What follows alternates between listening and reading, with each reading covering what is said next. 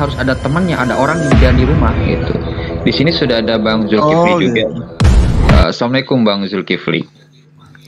Waalaikumsalam warahmatullahi wabarakatuh. Akhi Farudin, semangat lagi Baik, terima teman-teman yang lain. kasih. Dan di sini baru permulaan ya, Bang Zulkifli, terkait masalah dosa ya.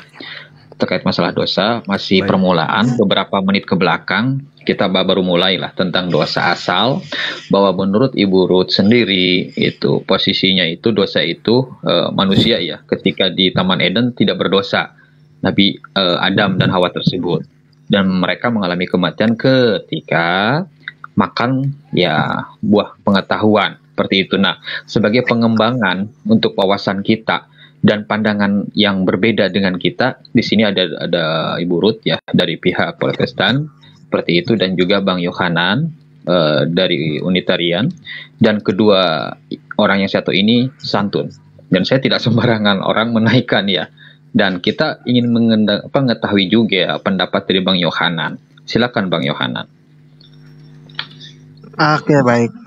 Ini kalau dari pandangan kami, Taman Eden itu bukanlah di surga. Tuh, pertama alasannya adalah karena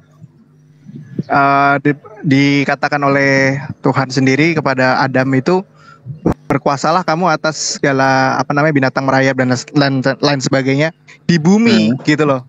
Berarti kan kalau dia berkuasa atas segala ciptaan yang ada di bumi, artinya dititipin atau dikasih amanah gitu kan, dan di bumi, berarti posisinya Taman Eden di bumi pertama. Yang kedua, kalau untuk nunjukin ayat nih kayaknya saya lupa gitu ayatnya di mana. Cuman ada ayatnya begini, bahwa ada Tuhan turun ke Taman Eden lah. Berarti kan kalau turun berarti dia datang dari atas kan. Gitu. Itu sih. Kalau pandanganku cuman itu aja, Taman Eden itu sendiri bukanlah bukanlah di surga gitu. Lalu karena pernah kan nih dibahas sama Bang Odases ini kan, pernah satu komal sama Ustadz Tugi ya, ngobrol nih, Taman Eden tuh di bumi, terus sekarang di mana gitu kan. Nah, Taman Eden setelah manusia jatuh dalam dosa, dari kami juga nggak tahu di mana gitu. Tapi karena emang dikatakan setelah jatuh di dalam dosa, keluarlah mereka dari Taman Eden, dan di tempat masuknya itu dijaga oleh malaikat ya. Jadi manusia tidak bisa lagi balik ke sana gitu. Masalah dia itu bisa diakses kembali atau enggak, atau terlihat kembali atau enggak, itu kami nggak tahu karena memang nggak ada tertulis lebih lengkap lagi gitu. Oke. Itu masalah Itu sih dosa asal dan kalau pandangan positif. kami ya mengenai Taman Eden. Baik. Ada lagi Bang Yohanan mau disampaikan, silakan. Silakan Bang Yohanan. Ada lagi? Halo, Bang Yohanan, ada lagi nggak? Silakan. Oke. Sambil menunggu Bang Tanggapin itu aja Yohanan. sih. Aku kalau karena gini, karena kalau di Taman Eden itu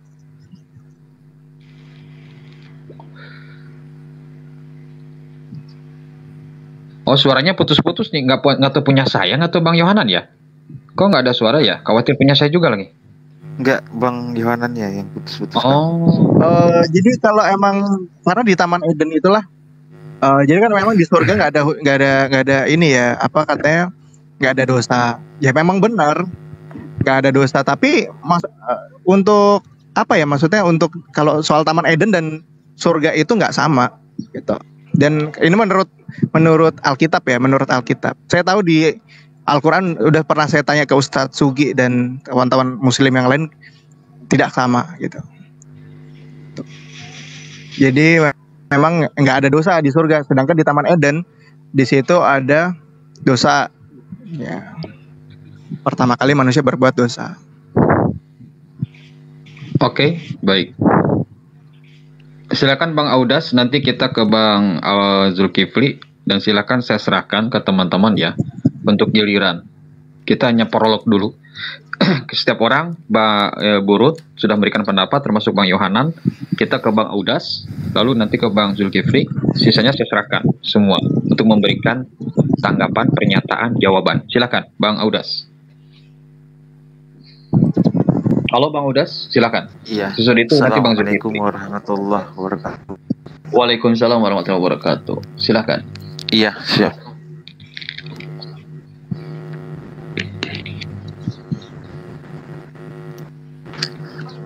Eden sebenarnya udah dibahas ya Bang Yohanan ya.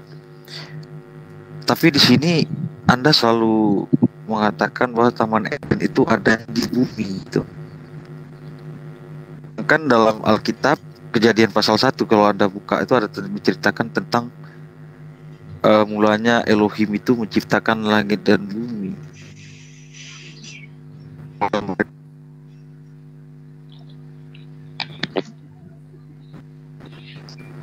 Ya, Samayim itu artinya apa? Yang berarti surga. Konsep penciptaan awal dan penciptaan surga dan bumi. Itu ada dalam Kejadian Bang Yohanan. Kalau Taman Eden itu kan digambarkan dalam Alkitab sebagai taman yang berada lebih tinggi dari bumi, tetapi bisa terjangkau dari bumi. Kalau dalam Alkitab Anda gitu. Suara saya putus-putus ya Kang Faruk? Kalau sekarang udah enggak. Kalau tadi iya putus-putus. Kalau sekarang udah enggak. Silakan dilanjut Bang Audas.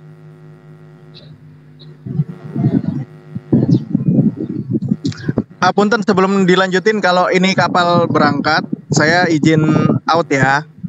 Baik Bang Yohanan. Baik. Silakan Bang Audas. Iya, saya singkat aja ya, kalau enggak ya. Dalam Islam ya, dalam agama Islam, Taman Eden itu biasa kami sebut itu surga Adenin atau Jannatul Adenin.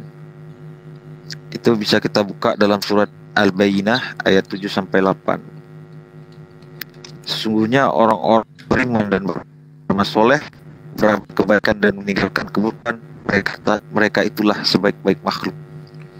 Dalam surah Al-Bayyinah ayat 7 sampai 8.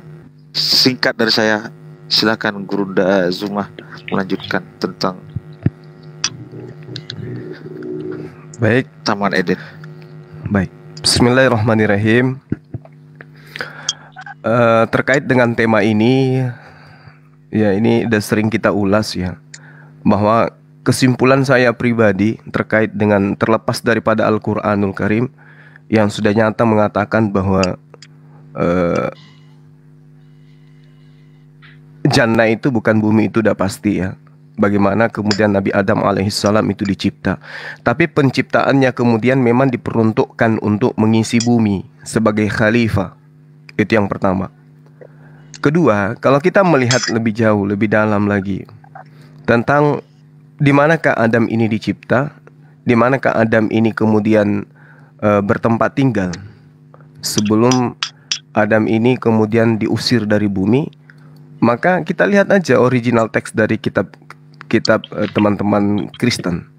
Di situ dikatakan jelas sekali Gan Bi Eden. Jadi bukan dikatakan Gan Eden, tapi Gan Bi Eden. Itu menandakan bahwasanya Adam ini memang dicipta di sebuah taman, tapi tamannya itu di Eden. Kalau dikatakan tamannya itu di bumi, harusnya Gan Bi Haaretz, itu di bumi. Karena bumi itu kan jelas. Bumi kalau dalam bahasa Ibrani-nya kan Aretz ya. Bumi alam-alam yang fana, itu kebalikan atau lawan daripada Hasamayim, seperti yang diterangkan oleh saudara kita tadi. Jadi kalau dikatakan Gan Bi Eden, berarti taman di sebuah alam itu bernama Eden. Nah, coba kita lihat di dalam Kejadian 2 nomor 9. Ini pembuktian yang sangat sederhana. Lalu Tuhan Allah menumbuhkan berbagai-bagai pohon dari bumi. Bukan dikatakan di bumi, tapi dari bumi. Nah, ini pohon ditanam ini, ditumbuhkan ini, kemudian ditumbuhkan di mana? Ditumbuhkan di Gan Bi Eden. Nah, Wahyu 21 nomor 2 dan seterusnya, di situ diterangkan bahwasanya dan aku melihat kota yang kudus, Yerusalem baru, turun dari surga, dari Bapa. Artinya, kalaupun nantinya dikatakan bahwasanya Gan Eden itu adanya di bumi, tapi kitab Wahyu menerangkan Gan Eden itu turun dari atas ke bawah, Yerusalem baru. Nah, ini kalau kita sudah jauh untuk kemudian menjajal bagaimana Gan Eden itu dan letak Gan Eden itu yang sebenarnya.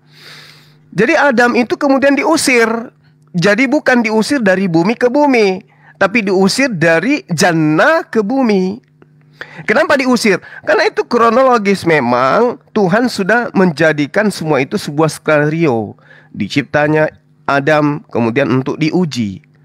Nah, tadi saya mendengarkan dari ibu yang tadi bahwasanya Adam itu mewariskan dosa. Menurut saya nih, Adam itu mewariskan hal baik dan buruk, bukan mewariskan dosa. Kenapa? Karena Adam itu sudah diberkati. Adam diberkati oleh Allah dengan anak cucunya. Itu jelas itu di dalam kitabnya teman-teman Kristen, Kejadian 5 nomor 2. Laki-laki dan perempuan diciptakan oleh Allah, oleh Tuhan, lalu Tuhan memberkati mereka dan memberi nama manusia kepada mereka. Makanya tidak akan ada kita temukan data di dalam kitabnya teman-teman Kristen bahwa Adam itu dikutuk, nggak ada. Jadi yang mengajarkan kemudian dosa waris itu hanya internal Kristen, internal gereja. Ya, Perjanjian Lama itu tidak ada dosa waris, nggak ada. Dosa waris itu nggak ada, nggak dikenal. Oleh karena itulah kemudian Islam hanya memahami bahwasanya Adam itu mewariskan akal budi. Adam itu mewariskan keilmuan tentang baik dan buruk, bukan mewariskan dosa. Kenapa ada ajaran mewariskan dosa? Karena nanti akan ada tokoh yang mereka akan tinggikan, lalu kemudian dikatakan itu sebagai Tuhan dalam rupa manusia. Sekira begitu sementara dari saya. Baik, terima kasih Bang Zulkifli. Silakan. Ini ada Segar ya. Segar silakan. Semoga pemberian pendapat, pernyataan, tanggapannya segar juga. Silakan, Segar. Tapi Kanda Zuma bisa sama Segar dulu ya. Saya punya kapal mau berangkat dulu. Baik. Terima kasih Bang Muhammad. Assalamualaikum. Jemaah. Waalaikumsalam. Assalamualaikum. Waalaikumsalam. Jemaah Meriam Bambu, jangan kabur. Bisa nanggapin nggak? Jangan kabur ya. Jangan mencoba untuk framing dulu ya. Baru apa udah memframing, Segar. Ya, silakan. Bukannya framing. Kau jangan standar ganda di sini akademis. Jangan standar ganda di sini. Tolong, Segar. Inilah keburukan Juma ini. Ini komal saya. Anda ikuti aturan saya. Iya tahu. Kau jangan standar ganda. Biar aku ngomong dulu. Silakan langsung berikan tanggapan. Biar aku ngomong dulu. Silakan. Tanpa memframing. Lanjut. Ini Juma standar ganda. Dia selalu tar dulu dong. Kau jangan standar janda juga di sini. Walaupun kau punya room. Juma ini standar janda. Di Alkitab dia yang buruk-buruk dia celak, tapi yang baik-baiknya dia ambil. Inilah standar janda Juma. Aku nyimak dari tadi. Kalau dia menjelaskan versi Al-Qur'an dia itu yang baru benar. Itu ngutip-ngutip ayat Alkitab. Cari remis itu Juma. Nggak ada perubahan kau itu. Paparan Anda apa, brother? Nyerang-nyerang orang. Paparan Anda maksudku gini. Juma itu jangan ngemis-ngemis ambil pembenaran di Alkitab. Itu dia cari remis namanya, ngemis. Bro Segar, paparan dia tadi Anda apa? Ngutip-ngutip ayat Alkitab. Kalau dia menjelaskan versi Al-Qur'an dia, itu yang benar. Kalau diskusi ya coba kau jangan kepanasan. Coba dengar. Coba dijelaskan dia. Coba jelaskan versi Al-Qur'an dia. Coba jelaskan versi Al-Qur'an dia. Dijelaskan secara prolog seperti itu. Dia ngutip-ngutip ayat Alkitab itu tadi. Dia ngutip-ngutip ayat Alkitab, kawan. Dia ngutip ayat Alkitab. Aku mendengar. Kau jangan standar janda di sini. Baik. Jangan terguncang kau. Kalau memang salah, ambil semua kesalahan itu. Jangan yang baik-baiknya kau kutip. Malu aku. warahmatullahi wabarakatuh, Bang Akademi. Saya mute dulu sebentar semuanya. Ini kecuali yang Tuan 3000 nggak bisa saya mute ya. Tolong berikan tanggapan seger terhadap apa yang disampaikan oleh Bang Zulkifli. Seperti itu, silahkan tanggapan seperti apa. Lalu berikan pemahaman Anda, yang benar itu menurut Anda seperti apa. Bisa dipahami kan? Seperti itu, silahkan. Kalau Anda memang tidak mengikuti aturan kami, ini komal saya, silahkan turun. Karena Anda tadi yang meminta permintaan naik ke komal ini. Bisa dipahami ya. Hargai yang punya komal, hargai tuan rumah. Silakan Seger. Silakan. Berikan tanggapan Anda, pemaparan Anda mengenai surga. Menurut Anda, silakan. Betul, tapi Juma itu kau ingatkan juga Juma itu jangan dia ngambil versi Alkitab orang. Inilah pendebat Muslim. Nggak ada yang berani negur Juma. Aku kalau ada pendebat Kristen ngambil ayat Alkitab, ayat Al-Quran orang buat pembenaran, aku marahin juga. Kalau kalian nggak standar janda, ngapain harus didebatkan kalau kayak gitu? Dia yang baik diambil, yang buruk-buruknya dicela. Inilah sifat Juma asli. Kalian tegur itu, nggak malu kalian. Silakan berikan pandangannya. Oke, Pernyataan gini. Anda. Iya, itu pandanganku. Pernyataan Iya, Anda itu seperti apa sih penjelasan tentang surga? Segar silakan. Surga menurut Anda dosa itu seperti apa juga? Silakan. Nah, itu ya. Itu yang nggak saya suka. Disuruh minta penjelasan kabur, gitu kan? Silakan naik lagi ya, Saudara Segar ya. Bang Akademi. Silakan. Assalamualaikum warahmatullahi wabarakatuh. Waalaikumsalam warahmatullahi wabarakatuh. Nggak saya kick ya, dia keluar sendiri. Silakan. Gitulah. Seharusnya tadi dia bertahan tuh kalau dia mau cerdas ya. Kalau dia mau cerdas, artinya di sini Bang Akademi juga sudah menegaskan untuk semuanya bahwa kalau di roomnya Bang Akademi ini sudah puluhan kali saya berada di roomnya. Beliau orangnya tegas, cukup ini adil dan santun. Kalau kita bertamu, maka kita mengikuti aturan daripada tuan rumahnya, bukan kita bawa dengan aturan sendiri. Kalau penjelasan dari Ustadz Zuma tadi, itu sudah benar. Gini, saya membenarkan dengan bukan berdasarkan asumsi atau pembenaran karena keseimanan atau keselarasan, bukan. Artinya gini, saya membenarkan pernyataan Ustadz Zuma ketika kalau kita kaji lebih jauh tentang apa yang diambil tadi oleh Ustadz Zuma juga, kalau berdasarkan dari kita kembali ke belakang dari zamannya Adam alaihissalam turun ke Nabi Nuh pun atau sampai ke Rasulullah pun, maka kita coba telah apakah adakah penjelasan-penjelasan atau ini dari para nabi itu datang untuk menggambarkan sebuah agama atau sebuah keyakinan bahwa ini tentang penciptaan alam semesta, atau adakah ini tentang sosok pencipta ini. Nah, kalaupun ada wahyu tentang adanya sebuah agama, itu cuman diproklamasikan oleh baginda Muhammad SAW. Nah, kalau makanya saya kalau berdialog dengan teman-teman, maka saya ajak, ayo kita bukan diskusi lintas agama, kita diskusi tentang lintas keyakinan. Karena kalau kita kaji pun secara apa, nggak ada penyebutan agama dimanapun di kitab manapun, atau saya sebutnya gini, saya nggak menemukan artinya di Biblos itu disebutkan sebuah kitab ya. Kalaupun disebut Alkitab itu setelah perincian tertentu. Jadi kalau kita berbicara kitab itu boleh ada disebutkan dalam Al-Quran juga ada beberapa, ada 4 ya, itu kitab.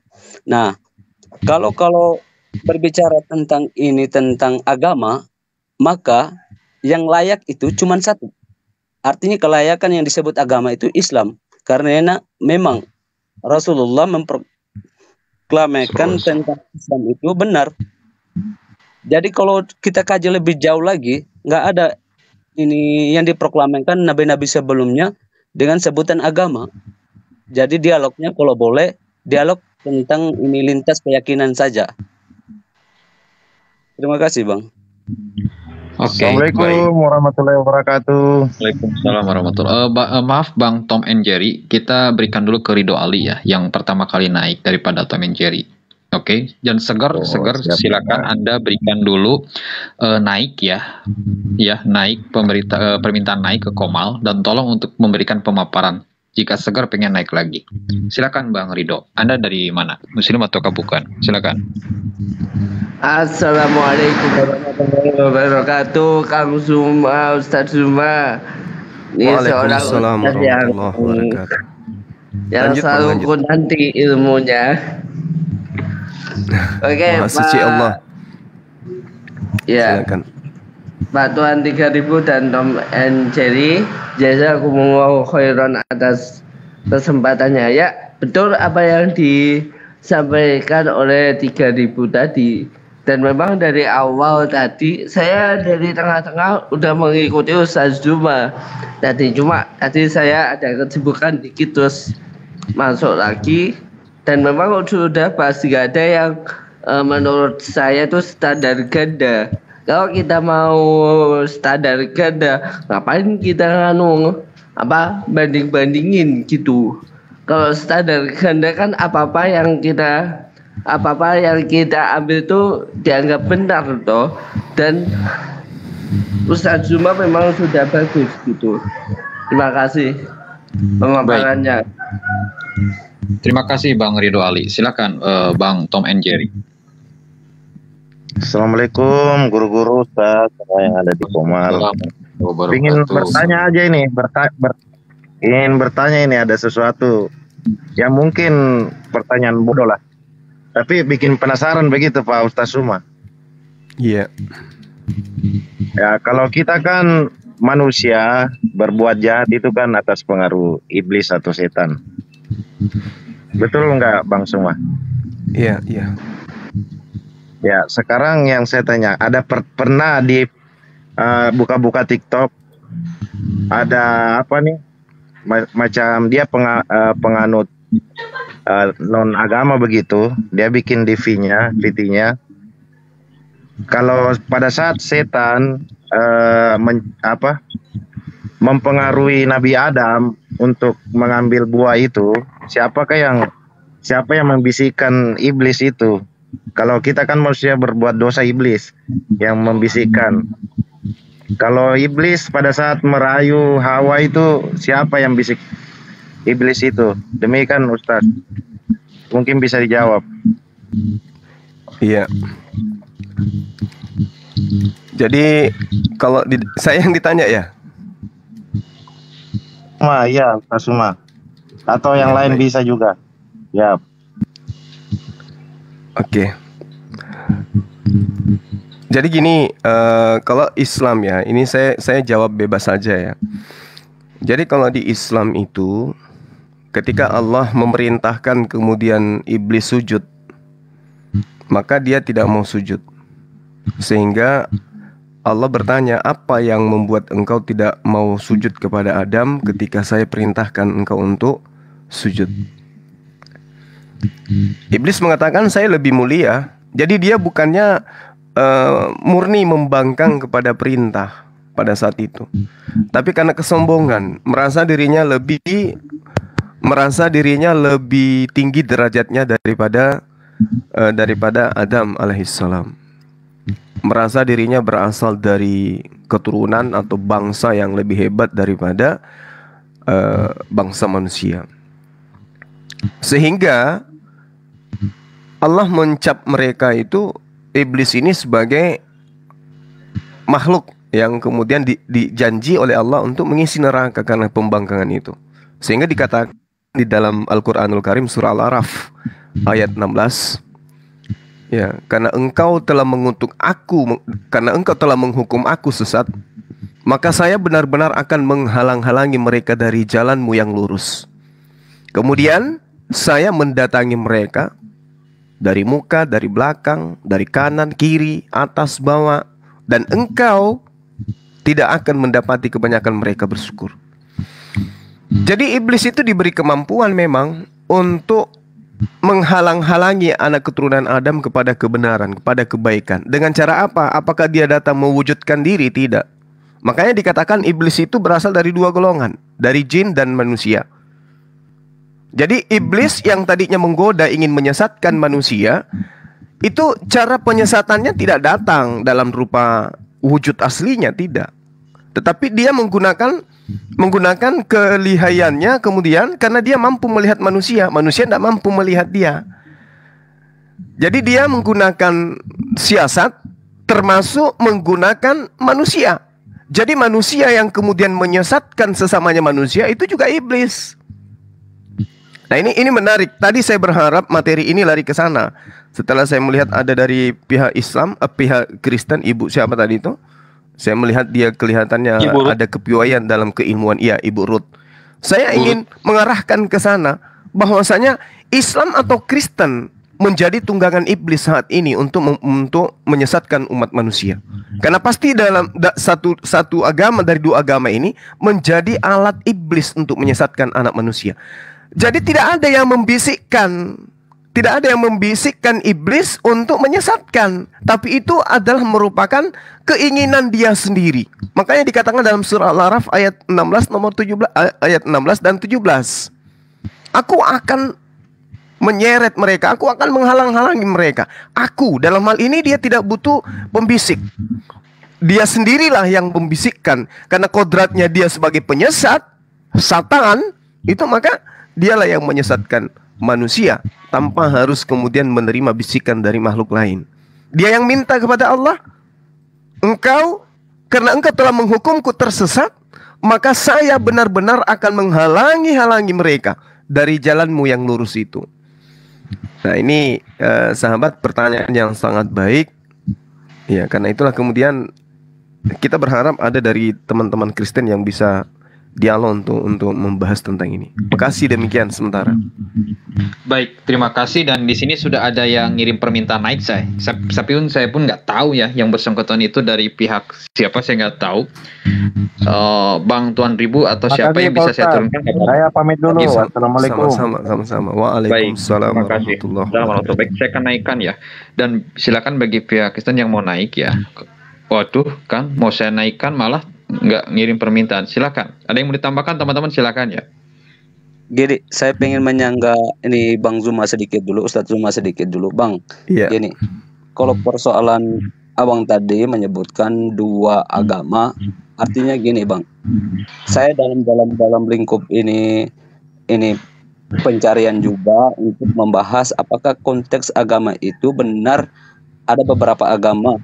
Gini, saya hanya menemukan dalil dalam Al-Quran itu membicarakan tentang agama Islam dan agama Nasrani serta agama-agama pagan lainnya. Nah, kalau persoalan yang lain-lainnya, saya belum menemukan korelasi bahwa penyebutannya itu harus disebutkan adalah sebuah agama, karena itu dibentuk oleh ini apa ya? Ini pemahaman yang katakanlah mereka itu adalah orang-orang yang fanatis terhadap sesuatu hal yang mereka kulturkan. Nah, kalau dibilang apakah bisa disebut sebuah agama, itu saya tidak setuju dengan itu, Bang. Jadi hanya itu, Bang. Oke. Bang Farudin, bisa saya sedikit? Boleh ya? Silakan. Silakan. Jadi mohon maaf saudara, agama itu adalah dinul, agama itu adalah jalan, sirat, jembatan. Agama itu adalah petunjuk. Jadi ketika Anda kemudian menjadikan sebuah golongan, di mana golongan itu menyatakan diri mereka sebagai suatu kumpulan, di mana mereka punya jalan, di mana mereka punya konsep, di mana mereka itu punya pedoman di dalam di dalam kemudian mempertuhankan seseorang atau mempertuhankan sesuatu, maka itu disebut agama. Sekarang begini. Iblis itu di awal sudah saya terangkan menyesatkan manusia. Kita tidak bisa melihat iblis itu menyesatkan secara nyata. Sehingga orang berakal akan cari tahu iblis ini cara kerjanya seperti apa. Coba kita lihat di Al-Quran atau di kitabnya teman-teman Kristen. Seperti apa cara iblis itu bekerja. iblis itu selalu menjanjikan sesuatu kenikmatan ketika orang Adam alaihissalam itu meninggalkan perintah Tuhan. Nah sekarang kita lihat, agama mana yang menghilangkan perintah Tuhan? Kan itu. Kira-kira ketika hukum Taurat itu dihilangkan, tidak lagi diberlakukan, kitab para nabi itu tidak lagi diberlakukan, yang senang di sini siapa? Yang tepuk tangan siapa? Ketika aturan Tuhan ditinggalkan. Ketika Adam makan buah pengetahuan, yang tepuk tangan siapa? Ketika perintah Tuhan yang datang dalam kitab Torah, dalam Mazmur, Injil ditinggalkan, dihapuskan, yang tepuk tangan siapa? Itu dulu. Nah, lalu siapa yang kemudian mengaminkan ajaran penghapusan aturan-aturan Tuhan ini? Islamkah? Atau agama yang saya sebutkan tadi?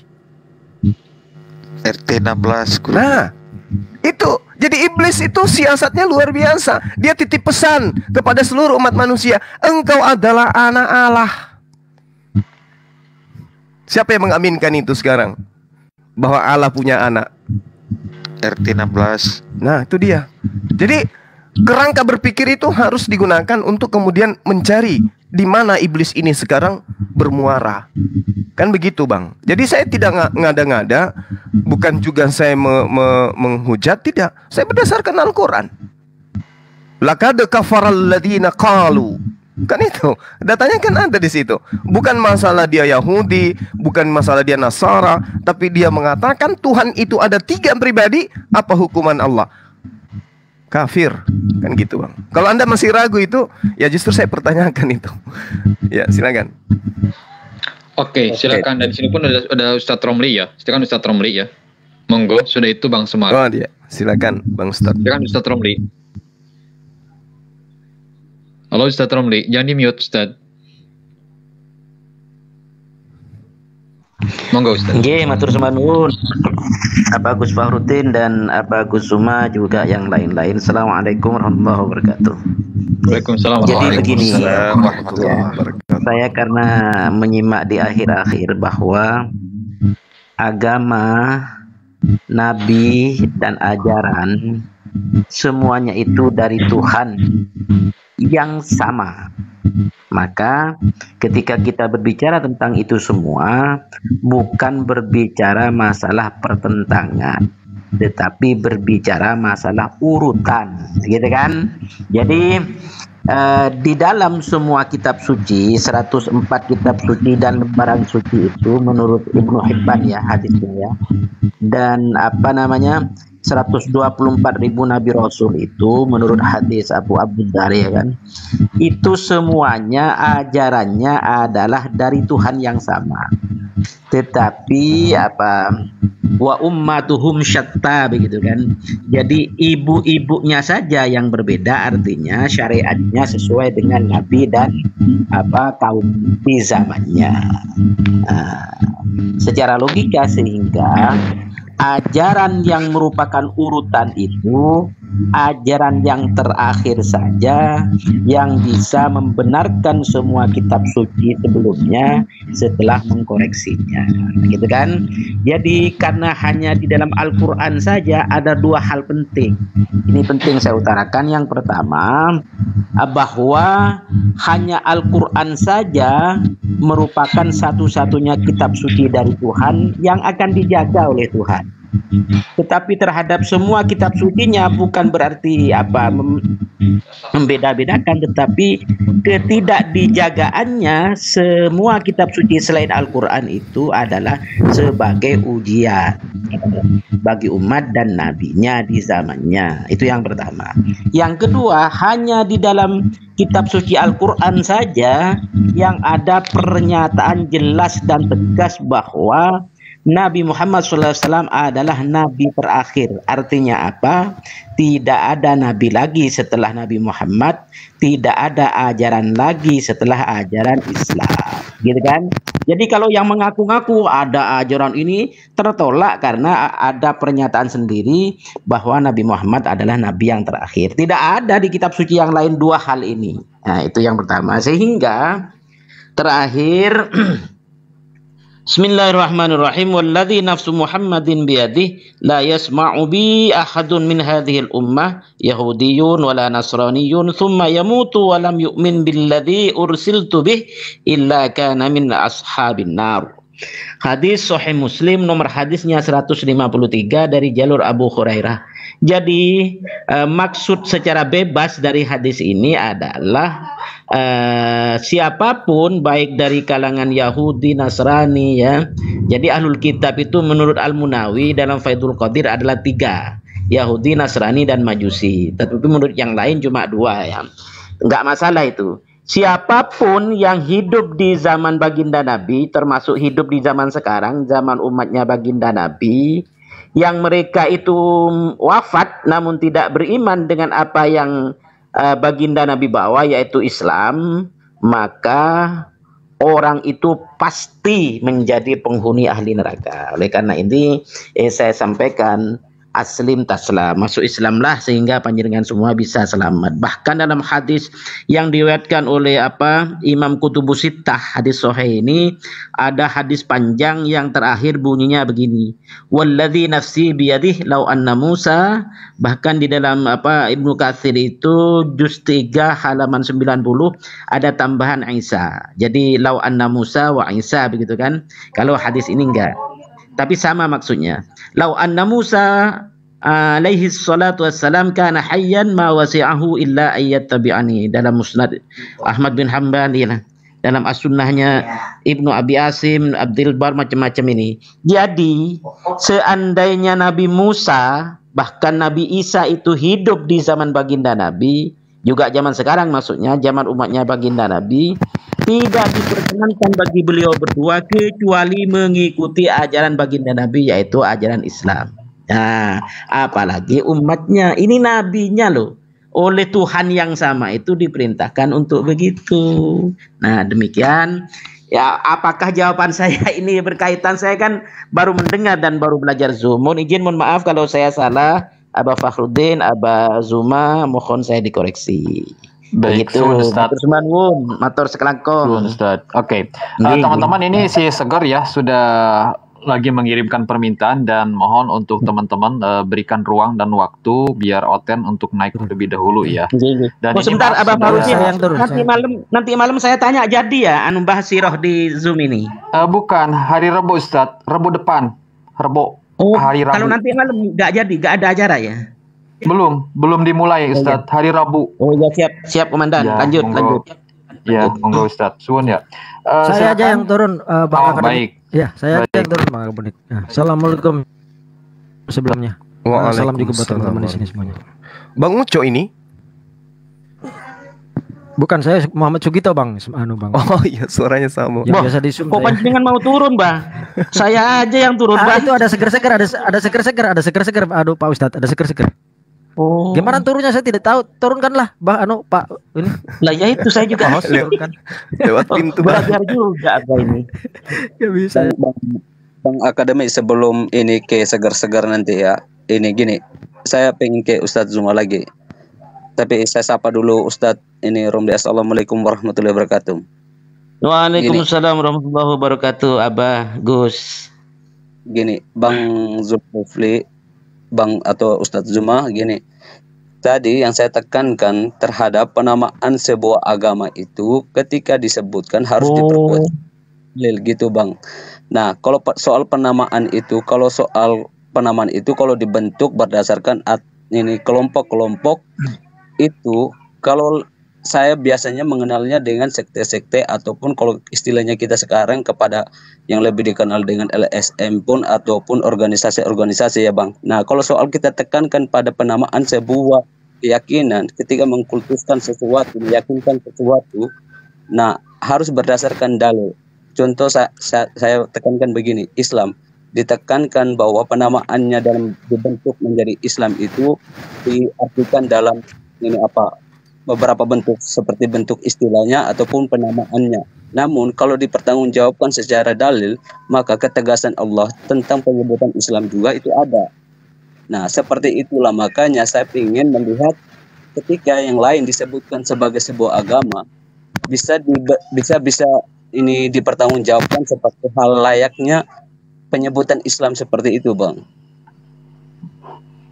Oke, baik, terima kasih. Dan teman-teman yang di Komal ya, kita nggak boleh seperti itu ya. Seger ganti. Kita nggak tahu hidayah ya. Kita nggak tahu hidayah seperti apa. Yang pasti siapapun orangnya tanpa terkecuali masuk ke Komal saya harus santun. Nggak mau mengikuti turun atau nggak saya turunkan, itu saja sih. Silakan ya, Saudara Seger. Anda mau tanggapan, menjawab, menjelaskan, bertanya, silakan. Seger. Nggak, aku bertanya dulu, Bang. Kata Abang Romli tadi, Nabi SAW, SWT itu Nabi terakhir kan tadi. Nah, menurut Abang, gini Bang Romli ya. Ya, Pak Haji ya. Nah, iya siap bos. Nabi terakhir apa nabuatan Nabi Muhammad itu dan apa yang dia ajarkan loh. Masalahnya gini Bang Romli. Aku baru lihat di TikTok ini Nabi Muhammad nikah sama 12 janda. Ada di TikTok ini. Nah, itu benar nggak, Pak Ustadz? Itu pertama. Terus kok banyak nikah sama anak kecil. Sebentar, Segar, jangan kayak wartawan ya. Satu-satu umur lah 9, pertanyaan umur ya. 6 tahun atau umur 9 tahun. Iya. Nah, jadi satu-satu ngasihnya pertanyaan ya. Coba jelaskan nabuatan apa Nabi Muhammad itu? Itu. Silakan. Ya, insyaallah kita dua arah kita. Iya, tapi ngasihnya jangan kayak wartawan, diberondong pertanyaan, ya. Paham ya maksud saya? Satu-satu lah. Jadi biar otak kita itu, khususnya Anda, bisa menyerap yang disampaikan, yang dijelaskan. Paham? Silakan Ustadz Romi dan teman-teman termasuk Ustadz Zulkifli silakan saja berikan pendapat Anda. Jadi biar semuanya kebagian, saya ringkas jawaban. Jadi kalau tadi Abang Gerseger, kalau Madura itu Gerseger itu memberikan kesenangan gitu kepada orang lain. Bagus ini Gerseger namanya. Jadi gini ya, kita bicara nubuatan ya. Nubuatan itu begini, pertama, di dalam Al-Quran nubuatan itu tentang umat Nabi Muhammad, yaitu tentang Imam Mahdi, tentang Isa yang akan turun ke dunia kedua kalinya itu sebagai umat Nabi Muhammad. Itu nubuatan kalau di dalam kitab Quran. Karena apa? Karena Nabi terakhir sudah turun, yaitu nubuatannya bukan Nabi terakhir lagi, gitu loh. Kalau di dalam kitab-kitab sebelumnya banyak nubuatan tentang Nabi terakhir ya. Di dalam perjanjian lama, perjanjian baru, di dalam di dalam kitab-kitab Zoroaster, di dalam kitab-kitab Hindu, Buddha. Saya punya buku tebal ini, nubuatan Nabi Muhammad dalam berbagai kitab dari Zoroaster, dari macam-macam Konghucu, macam-macam. Ya, salah satu buktinya bahwa Ulangan 18:18, mohon kalau saya salah Agus Zuma saya dikoreksi. Ulangan 18:18 itu dikonfirmasi dengan Ulangan 34:10 itu hanya untuk baginda Nabi, tidak untuk yang lain. Banyak nanti ayat-ayat di Perjanjian Lama, di Tote Ching, di Konghucu, di macam-macam. Saya punya kitab dan bukunya itu pertama. Jadi jelas ya. Nubuatan dari berbagai kitab selain Al-Quran, Nabi terakhir adalah Nabi Muhammad. Nubuatan di dalam Al-Quran, karena Nabi terakhirnya adalah Nabi Muhammad, ia tidak tercantum lagi. Yang ada nubuatan tentang Imam Mahdi, tentang baginda Isa Yesus yang akan turun lagi. Baginda Isa Yesus itu nanti turun sebagai umat Islam, sebagai wali, bukan sebagai Nabi lagi. Bahkan sebagai pendukung dari Imam Mahdi. Gitu kan? Buktinya ketika diminta untuk mengimami sholat itu nggak bersedia, yang jadi sholat tetap Imam Mahdi. Itu yang pertama. Yang kedua tentang apa tadi? Tentang menikahi ya. Baginda Nabi itu punya kekhususan ya. Baik kekhususan itu dalam hal ibadahnya, misalnya baginda Nabi itu mewajibkan sholat malam untuk dirinya, tidak untuk umatnya. Baginda Nabi tidak boleh menerima sedekah, tapi umatnya boleh. Baginda Nabi boleh melakukan puasa wisol, puasa terus menerus, tapi umatnya tidak boleh. Jadi baginda Nabi kalau sholat sedemikian lamanya untuk untuk kebahagiaan keselamatan umatnya itu sampai bengkak-bengkak sampai terlalu lama. Itu semua perbuatan baginda Nabi untuk kita semua. Nah, karena perbuatannya demikian hebat, demikian berat namun dilakukan, maka kekhususannya juga diberikan oleh Tuhan. Salah satu kekhususannya, baginda Nabi dinikahkan berdasarkan wahyu, yaitu menikah dengan Sayyidah Siti Zainab binti Jahsyin, sepupunya dari jalur ibu. Baginda Nabi boleh menikahi wanita yang menyerahkan diri atau apa yang dipinang oleh baginda Nabi. Jumlahnya tidak terbatas 4, tetapi ada kekhususan itu, yaitu lebih, misalnya 15. Tidak benar bahwa baginda Nabi itu nikah dengan semuanya janda. Tidak. Ada 2 yang tidak janda, yaitu Sayyidah Siti Mariatul Qibtiyah dari Qibti Mesir dan Sayyidah Siti Aisyah Siddiqah. Mengenai pernikahan dengan Sayyidah Siti Aisyah Siddiqah itu tidak benar bahwa itu nikah dengan di bawah umur untuk pandangan kita sekarang. Tetapi yang jelas ya, pernikahan semacam itu seandainya itu memang dinilai di bawah umum dari kacamata kita sekarang, itu terjadi di zaman itu dan merupakan hukum sosial yang banyak dilakukan oleh para pembesar-pembesar itu kan. Tetapi secara dalil ya, itu semua bahwa hadis dari mana? Dari Urwah bin Hisham itu ya, dibantah dengan dalil ya, bahwa yang pertama, baginda Nabi itu umurnya si Sayyidah Siti Aisyah itu saya ungkapkan dengan 5 bukti fakta. Yang pertama tentang positioning Urwah bin Hisham. Urwah bin Hisham itu ketika masa tua, ingatan Hisham mengalami kemunduran yang mencolok. Menurut siapa? Menurut Mizanul I'tidal Az-Zahabi, ya kan? Di juz 4 halaman 301. Itu bantahan yang pertama. Saya baca cepat aja ini. Bantahan yang kedua mengenai pinangan ya. Sayyidah Siti Fatimah dilahirkan ketika Ka'bah dibangun kembali ketika Nabi berusia 35 tahun. Fatimah 5 tahun lebih tua dari Aisyah. Ya, jadi kesimpulannya Sayyidah Siti Aisyah dan Sayyidah Siti Fatimah itu dalam waktu itu sudah masa remaja.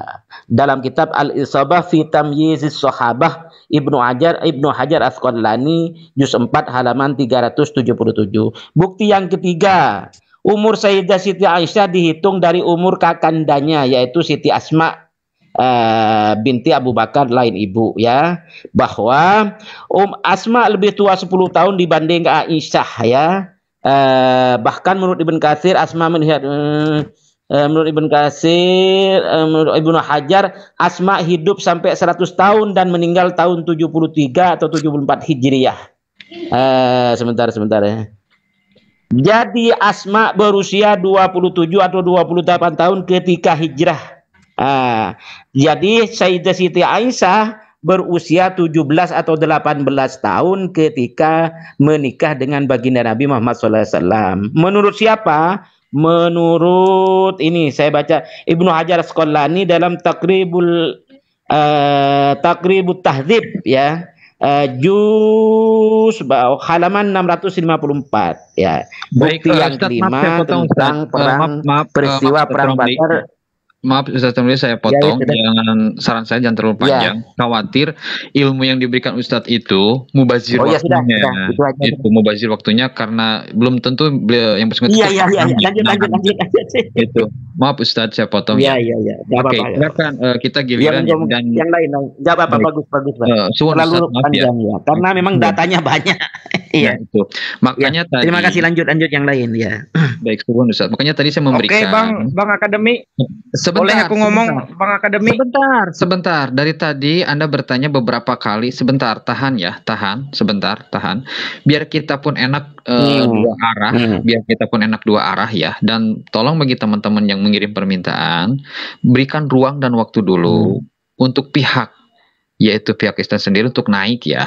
Karena di sini sudah banyak muslimnya dan OTN-nya cuma satu orang. Seger khawatir ada pandangan yang baru masuk. Wah, ini Seger dikeroyok. Padahal nggak apa-apa. Padahal dia yang cuma banyak nanya. Saya satu saja, Seger. Bisa nggak saya bertanya? Seger, bisa nggak saya bertanya? Enggak. Oh, Iya. ya udah. Baik, silakan Ustaz apa ini Zulkifli silakan. Tapi aku tanggapi dulu kata-kata Bapak itu dulu. Biar aku tanggapi dulu. Tahan napas Biar dulu. aku tanggapi 30 dulu. menit. Oke, tahan 30 menit dulu. Ya, 30 menit dulu. Oke, tahan, sabar, tahan. Silakan Bang Zulkifli, silakan. Terkait yang ditanyakan. Senam napas. Terima kasih Bang Fahrudin. Jadi kalau yang ditanyakan oleh Seger-Seger itu kan pertanyaan apa ini? Pertanyaan klasik, pertanyaan yang sudah pensiun 1000 tahun yang lalu itu. Dan Ustadz Ramli udah menjelaskan begitu terinci. Benar yang antum katakan, takutnya dia nggak paham apa yang disampaikan. Saya hanya ingin menyikapi dari saudara Tuan 3000 ini ya. Tadi pernyataan saya itu terkait dengan keinginan saya untuk berdialog dengan Ibu Ruth. Karena beliau itu adalah Kristen, lalu kemudian dia bawa-bawa Nabi Adam alaihissalam terkait dengan dosa. Jadi saya mengatakan bahwasanya saya ingin membahas itu dengan beliau. Di manakah iblis itu bercongol saat sekarang? Apakah di Islam atau di Kristen? Kenapa saya sebut Kristen? Karena lawan dialog saya yang saya inginkan itu adalah Kristen. Sementara pegangan saya itu adalah Al-Quran. Al-Quran itu mengatakan bahwasanya di dalam surah Al-Hijr misalnya ayat 41. Bismillahirrahmanirrahim. Qala hadza siratu ala mustaqim. Kemudian Allah berfirman, inilah jalan yang lurus menuju kepadaku. Nah, jalan yang lurus ini siapa yang membengkokkan? Islam atau agama yang dianut oleh Ibu Ruth, itu maksudnya. Jadi saya tidak sedang memproklamirkan hal ini untuk kemudian dijadikan sebagai sebuah pembahasan internal. Tapi kepada orang yang memiliki agama tersebut. Inna ibadi laisa laka alaihim sultan illa manittaba'aka minal gawin. Sesungguhnya kamu tidak kuasa atas hambaku kecuali mereka yang mengikutimu, yaitu orang yang sesat. Nah, ini yang kita mau bahas, ini yang sesat ini yang mana? Pasti akan jelas nantinya ketika kita berdialog dengan teman-teman yang selama ini kita ajak berdialog. Itu yang sempat saya ingin. Saya masuk ke sini itu karena saya melihat tadinya ada Ibu Ruth. Wa inna jahannama lamau'iduhum ajma'in. Dan sungguh jahanam itu benar-benar tempat yang telah dijanjikan untuk mereka semuanya. Nah, mereka ini harus jelas.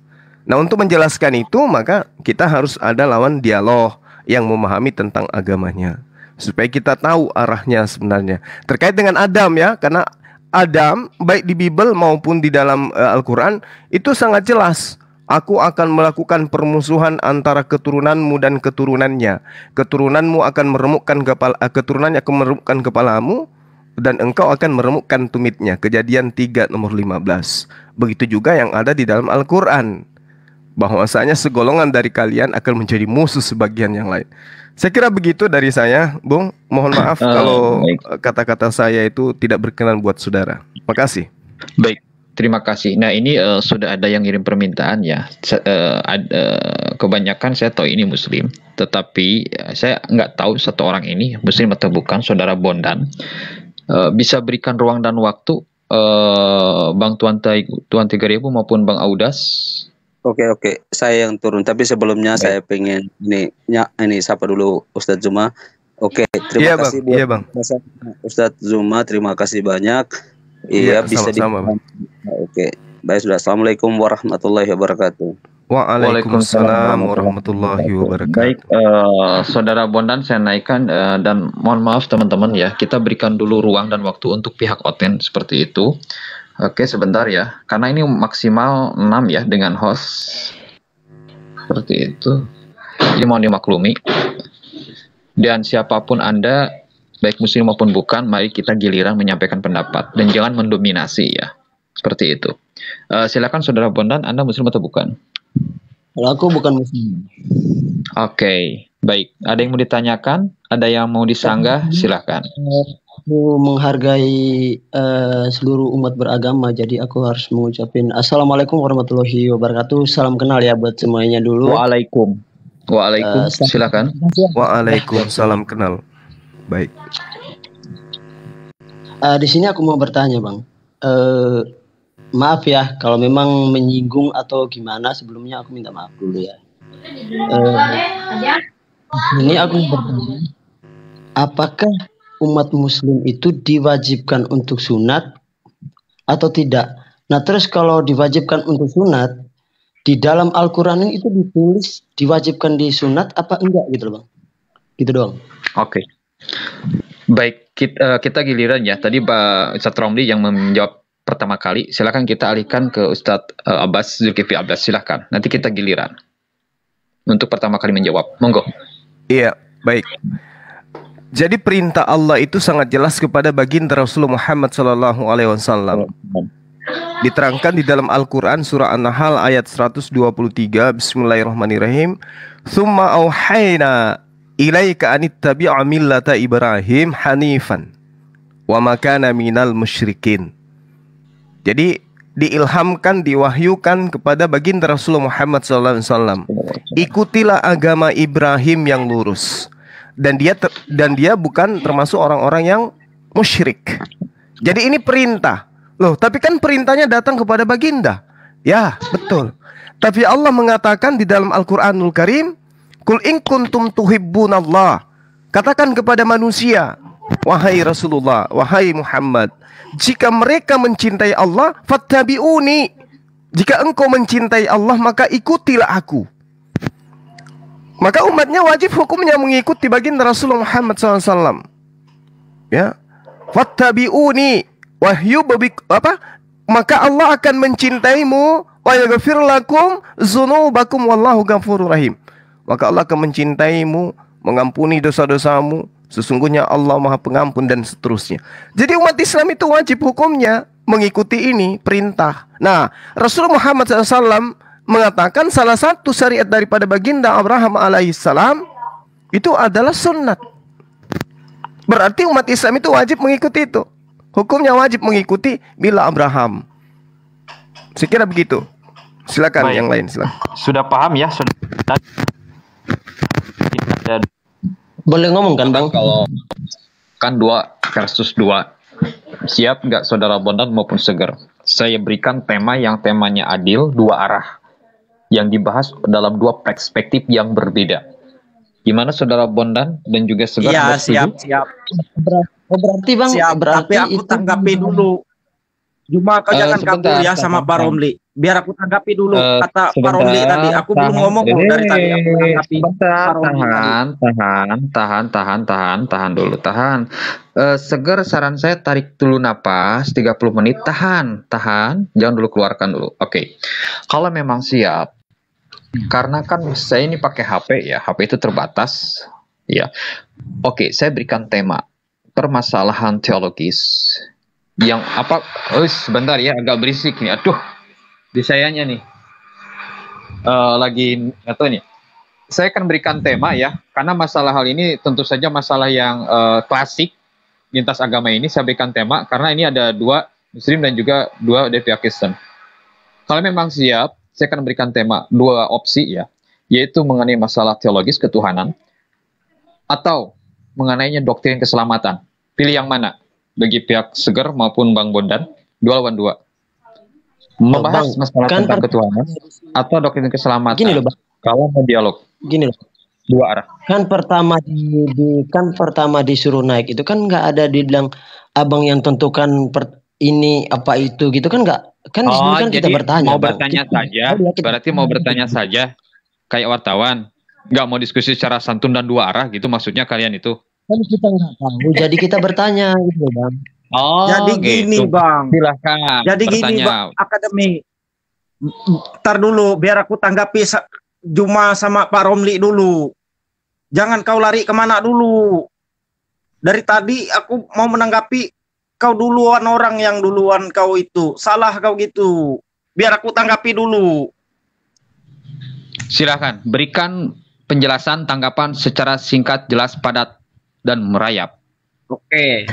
Pertama, Pak Romli kitab dia cari ngemis. Cari remis Pak Romli. Dia ngambil ayat Alkitab. Bukannya framing. Bukan memframing. Maksud saya itu, kok itu kamu mengejar person ya? Tanggapan dong. Bukan mengejar personnya. Iya.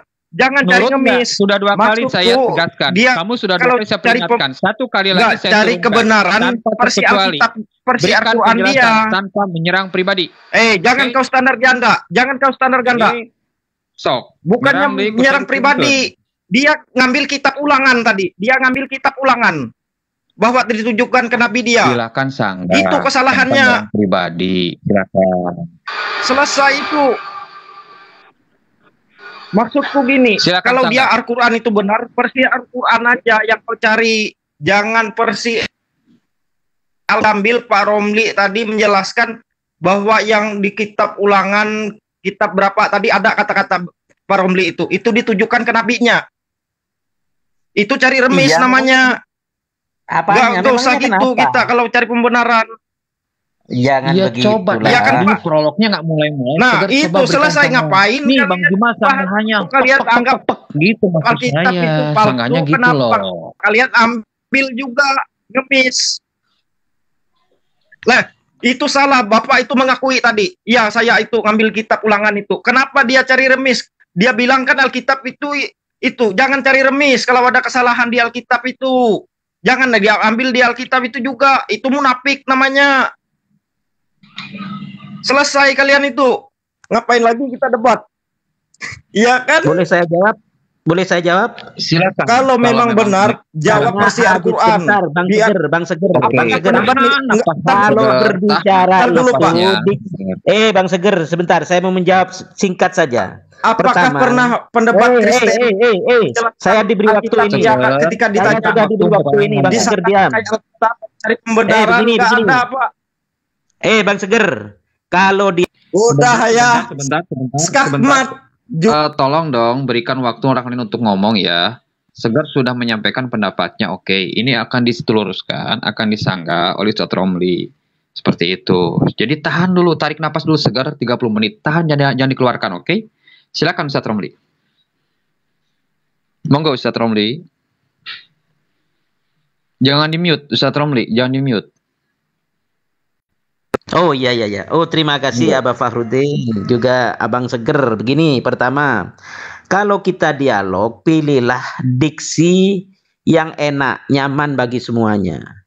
Karena diksi itu menunjukkan jati diri, artinya seberapa jauh kapasitas, kapabilitas keilmuannya ditampakkan oleh diksi. Ya, itu yang pertama. Yang kedua, kalau menjawab itu harus menggunakan referensi atau literatur atau marji yang jelas. Yang ketiga, sikap kami terhadap semua kitab suci, 104 kitab suci dan lembaran suci itu adalah bukan mengemis-ngemis, tetapi la tusaddiqu ahlal kitaba wa la tukadzibuhum.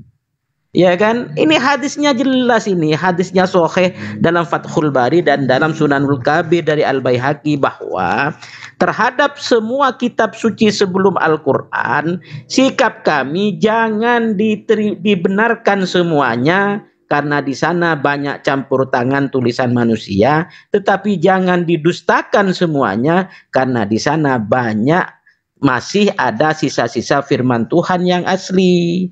Seperti apa? Ya seperti tadi itu, bahwa Al-Maidah 48 muhaiminan alaih itu adalah Al-Quran membenarkan semua kitab suci sebelumnya setelah mengkoreksinya. Menurut siapa? Menurut Abu Hayyan Al-Andalusi dalam Fahrul Muhidnya juz 3 halaman 512.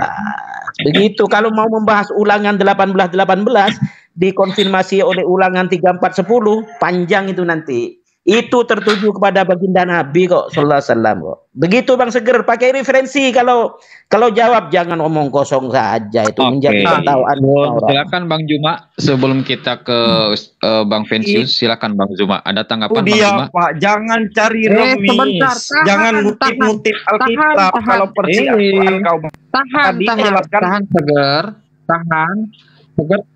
Tahan Tegar. Ini saya mengalihkan ke Bang Juma dulu. Sabar. Silakan Bang Juma sebelum kita ke Bang Vensiun. Ada tanggapan? Silakan. Baik. Anda kan bertanya tentang nubuat. Kalau nubuat itu berarti pemahaman saudara itu kan harus ada di PL. Apa Anda ingin mengatakan bahwa nubuatan itu harus ada di Al-Quran? Kalau nubuatan yang ada di Al-Quran itu bisa Anda lihat di dalam surah Asy-Syura ayat 52. Itu jelas itu nubuatan untuk Rasulullah Muhammad SAW. Ya. Nah, cuman kan mana mungkin Anda ingin percaya Al-Quran itu, wa katsalika auhayna ilaika ruham min amrina.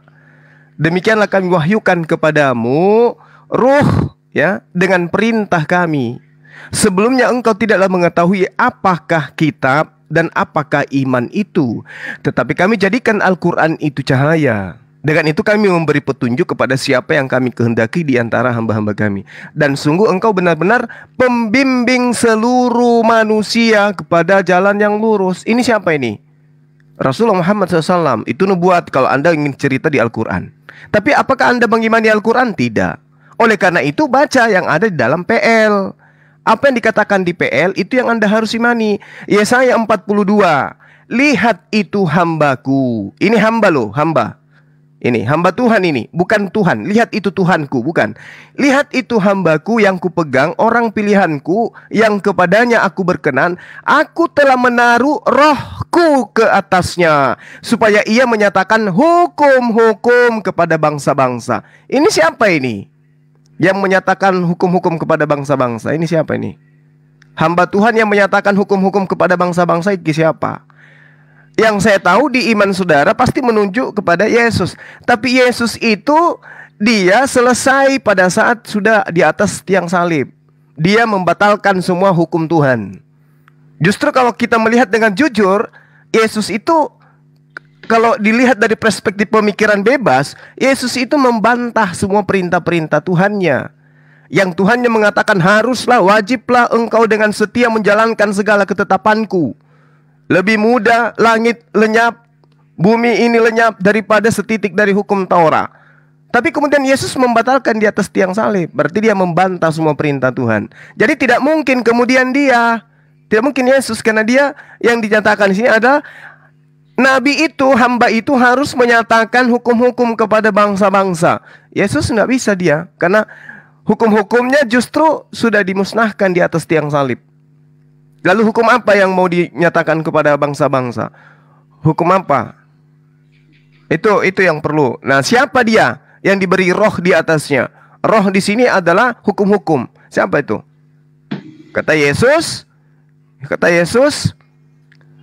tapi apabila ia datang, yaitu roh penolong lain, maka dialah yang akan menyatakan segala hukum-hukum dan keadilan serta pengisapan dunia akan dosa. Siapa yang datang setelah Yesus terangkat ke langit? Nah itu, begitu Saudara Segar. Makasih. Baik, terima kasih Bang Zuma. Oke, kita berikan ruang dan waktu karena punya hak siapapun untuk menyampaikan pendapat. Silakan Bang Vincent. Dan maaf bagi teman-teman yang belum saya naikkan ya, karena ini maksimal 6. Jangan host. Silakan Bang Vincent. Bismillah, Assalamualaikum warahmatullahi wabarakatuh. Selamat pagi buat saudara-saudara yang non-muslim. Iya, Ustaz Romli, Ustaz Zul, izin untuk menyampaikan pendapat. Mohon dikoreksi jika terjadi kesalahan. Lanjut bos. Jadi masalah masalah syariat Islam yang disinggung-singgung oleh Bang Seger tadi. Kok gak ada suaranya ya? Apa punya saya ini? Ada suaranya Ustaz, ada suaranya. 1, 2, 3. Ada suaranya. Ada ya? Ada. Jadi, lanjut silakan. Masalah syariat Islam yang tadi Abang Seger singgung-singgung, ya seperti ini memang zaman baginda Nabi, sebelum zaman baginda Nabi itu Kaisar Romawi dan lain sebagainya, raja-raja, bahkan Genghis Khan itu 1/3 itu pernah menidurin wanita dari seluruh dunia gitu loh. Lah datanglah Islam, kemudian itu membatasi maksimalnya 4. Adapun Rasulullah SAW, ya kan, itu berbuat poligami setelah menikah dengan setelah ibunda Khadijah meninggal. Jadi nggak poligami itu Rasulullah lama gitu. Nah, kenapa Nabi Muhammad SAW itu menikahi seorang wanita yang masih muda? Karena itu perintah Allah. Dan kalau saya sebagai mantan Kristen menyikapinya adalah karena ibunda Aisyah radhiyallahu anhu itu masih kecil, jadi daya ingatnya untuk menyerap, untuk menghafal perkataan-perkataan baginda Nabi SAW itu sangat mudah. Dan berapa banyak hadis-hadis yang diriwayatkan oleh ibunda Aisyah radhiyallahu anhu gitu, seperti itu. Dan Wahyu itu kan menikah, tapi karena di Islam itu memuliakan wanita gitu, nggak mungkin nggak disuruh nikah, tapi Bunda Aisyah sering main ke rumahnya baginda Rasul untuk merekam perkataan menjadi hadis, itu diperawikan gitu. Nah itu kan menjadi fitnah, makanya disuruh menikah tapi tidak berhubungan badan ketika nanti ibunda Aisyah setelah ditetapkan dalam syariat, yaitu setelah haid ya Ustadz, kalau maaf kalau salah, dan itu umurnya sudah balik kan, seperti itu kalau di Muslim, seperti itu. Adapun adapun menikah dengan yang janda-janda tua, ya itu wajar karena Nabi Muhammad SAW itu adalah penaung. Karena apa? Ya penaungnya dia ketika sahabatnya meninggal di medan perang, ini kan jandanya kan kasihan anak istrinya mati syahid, makanya dinikahin oleh Rasulullah supaya wanita itu terhormat gitu loh, seperti itu. Jadi kalau mamanya bilang wah ini hukumnya gini-gini dan sebagainya, enggak lah, Genghis Khan itu gimana 1/3 dunia. Kita nggak usah jauh-jauh deh, saya ini keturunan Chinese bro ya. 9 naga itu ada yang poligami, istrinya lebih dari 4. Ketika meninggal anaknya sekarang saling menggugat di mana, di pengadilan. Karena nggak ada yang nggak dapat warisan dari istri yang muda, yang tua dapat terlalu banyak. Karena apa? Di agama Oten, di agama saya sebelumnya, di agama Kristen itu tidak diatur masalah poligami dan hukum ahli waris, sehingga kacau sekarang, saling gugat menggugat gitu loh. Islam itu sempurna, sangat-sangat sempurna. Bahkan saya bangun tidur pun itu diajari bagaimana cara adab-adabnya. Agama mana yang 24 jam itu Allah kasih tahu, mulai dari bangun tidur sampai bangun tidur lagi. Apalagi masalah sepele bro, itu masalah kecil ya, apalagi masalah yang besar tentang poligami, pembagian hak dan lain sebagainya. Di agamamu nggak ada, dan kamu nggak nyampe kalau kamu mau menyerang itu. Itu pertanyaan om saya waktu saya dulu awal-awal mu'alaf gitu. Jadi itu sudah terbantahkan dengan omongan saya. Itu yang pertama. Yang kedua, saya semakin yakin, mantap untuk memeluk agama saya yang Islam ini. Ya kan? Karena apa? Gini Bang. Tuhan kalian itu sebenarnya Bang, Tuhan kalian itu sudah komplain di Yeremia 4:22. Sungguh bodohlah umatku itu, mereka tidak mengenal aku, mereka adalah anak-anak tolol dan tidak mempunyai pengertian. Mereka pintar untuk berbuat jahat tetapi tidak berbuat baik. Mereka tidak tahu. Tuhan kalian sendiri aja komplain terhadap umatnya. Seperti itu. Dan saya yakin juga terhadap Islam, karena Allah menerbuahkan di surat Al-Baqarah ayat 6, sesungguhnya orang-orang kafir sama saja bagi mereka, kamu beri peringatan atau tidak, kamu beri peringatan, mereka tidak juga akan beriman. Maha benar segala perkataan Allah dengan segala firman-Nya. Itu Bang. Terima kasih. Baik. Terima kasih Bang Vincent ya. Terima kasih Bang Vincent. Itu penjelasan yang terakhir yang disampaikan oleh, bisa dikatakan, mantan Kristen ya. Seperti itu. Silakan Bang Bondan mau yang disampaikan. Silakan. Atau mau ditanya? Gini Bang. Oke Bang Akademi, aku bisa. Biar aku tanggapi dulu Bang Akademi. Ini tuh gimana Seger? Ini sama mereka tiga ini. Sebentar Seger. Boleh nggak? Ini kamu ke sesama saudara saja, si Bondan nggak ngasih waktu buat ngomong Bondan ini, sedangkan saya. Bentar dulu. Kenapa kalau kau egois? Bondan mau ngasih pernyataan pandangan. Sabar, tahan. Kalau Tarik aku ngomong, nafas 1 jam. kenapa kau takut aku? Bondan mau ngasih pendapat. Kenapa kau takut? Nah, takut Bukan kesekak kan? takut, bukan takut. Itulah, selesai kalian nggak ada ilmu. Bondan itu Kristen, ya, Seger. Lo penasaran dengan gue, ketemu di Bandung Kiara Condong, debat di gereja dengan gue. Ayo, berikan ruang dan waktu ya. Biar ku Jadi stuck jangan mereka. Biar sok-sokan ku balik. masalah framing. Silakan saudara Bondan. Ayo, oke. Silakan Bondan. Ya, dulu, diam dulu kau. Kau diam dulu. Ngatur-ngatur. Sorry ya, lo sudah 3 kali saya kasih peringatan ya. Saya tidak mau room ini ramai dengan yang tidak teratur. Seperti itu. Kalau Seger penasaran dengan saya, ketemu di Bandung, ketemu di Kiara Condong, kita debat di gereja. Tanpa internet, tanpa laptop, tanpa HP. Temui saya Fahrudin. Nomor WA ada di, silahkan, YouTube saya, Akademik Kristologi. Kalau lo penasaran, bawa pendeta, 10 pendeta saya akan sanggup melawan. Silakan. Asal di kota Bandung. Saya akan datang sendiri. Saya nggak pernah takut ya. Silakan Bang Bondan. Silakan, ada tanggapan? Juga, orang mau ngomong pun juga dibantah-bantahnya kayak nggak ada sopan santun. Sesama saudara Anda seperti itu, apalagi gitu kan. Makanya saya nggak mau ada yang mendominasi, termasuk si Seger, nggak mau. Saya menghargai semuanya. Silakan. Buat Abang Vincent ini ya. Sebenarnya ngejelasnya itu Bang, kalau udah si Abang di nomor 2, Abang di nomor 3 itu ngejelasnya itu sebenarnya udah cukup Bang. Kalau jelasnya terlalu panjang, itu nanti ngejelasannya orang mau pemikiran dia orang itu kok terlalu banyak. Itu nanti kayaknya sih Seger tadi itu nggak masuk di otaknya karena terlalu banyak penjelasannya. Jadi di sini ya cukup satu. Nah di sini aku mau bertanya kembali pertanyaanku tadi ya kan, buat semua di sini kan. Pertanyaanku tadi berarti di dalam Alkitab itu nggak ada dituliskan bahwa umat Islam itu diwajibkan untuk sunat ya, cuman ngikut aja gitu kan. Tadi kan kebetulan Abang nomor 2 bacanya tadi kan kayak gitu.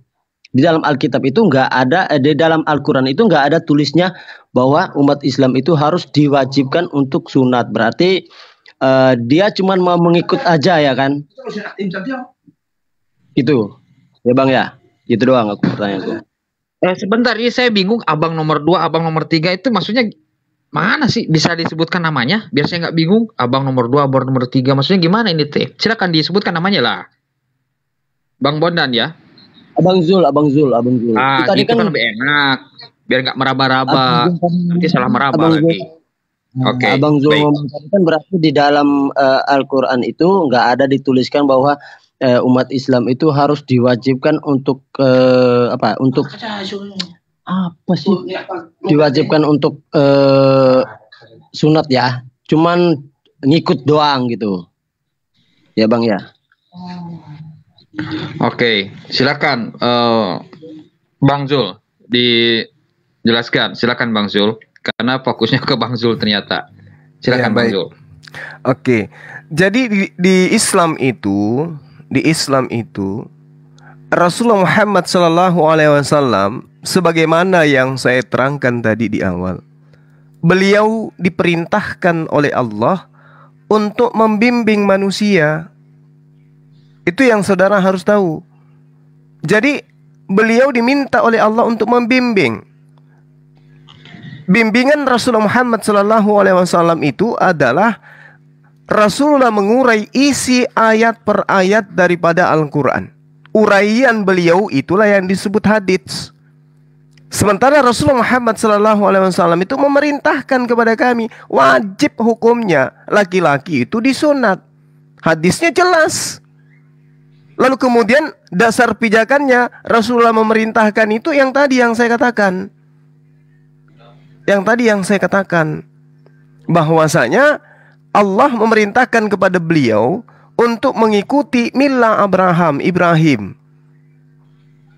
Salah satu milahnya, salah satu ajarannya adalah sunat.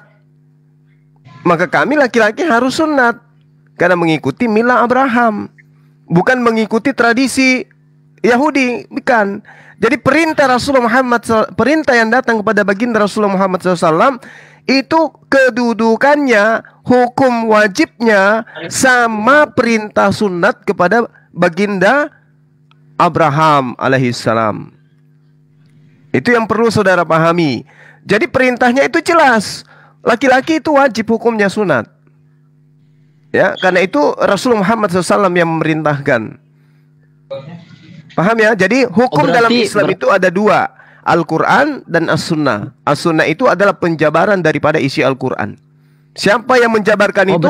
Baginda Rasulullah Muhammad SAW. Iya, silakan.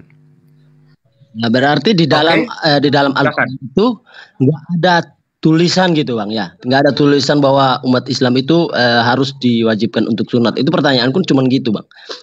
Kalau memang ada tulisannya di situ di dalam Al-Quran, coba itu ayat berapa terus sampai ke berapa gitu bang.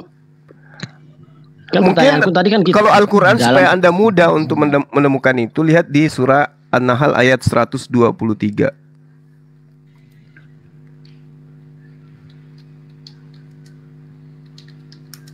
Bacakan itu di situ itu, coba dibacakan bang. Soalnya aku punya HP satu doang jadi bang. Jadi nggak bisa ngeliatin kayak gitu bang. A'udzubillahiminasyaitonirrajim. Bismillahirrahmanirrahim. An-Nahl ayat 123 ya Ustaz? Iya. Summa auhayna ilaika anit tabi' millata Ibrahim hanifa wa ma kana minal musyrikin. Kemudian kami wahyukan kepadamu Muhammad, ikutilah agama Ibrahim yang lurus dan dia bukanlah termasuk orang musyrik.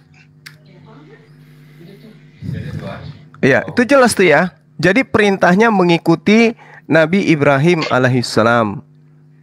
Nah, salah satu perintah atau millah Abraham itu adalah sunat. Kalau Anda kurang yakin dengan Al-Quran, silakan baca kitab Kejadian 17. Perintahnya itu wajib. Sunat itu wajib hukumnya.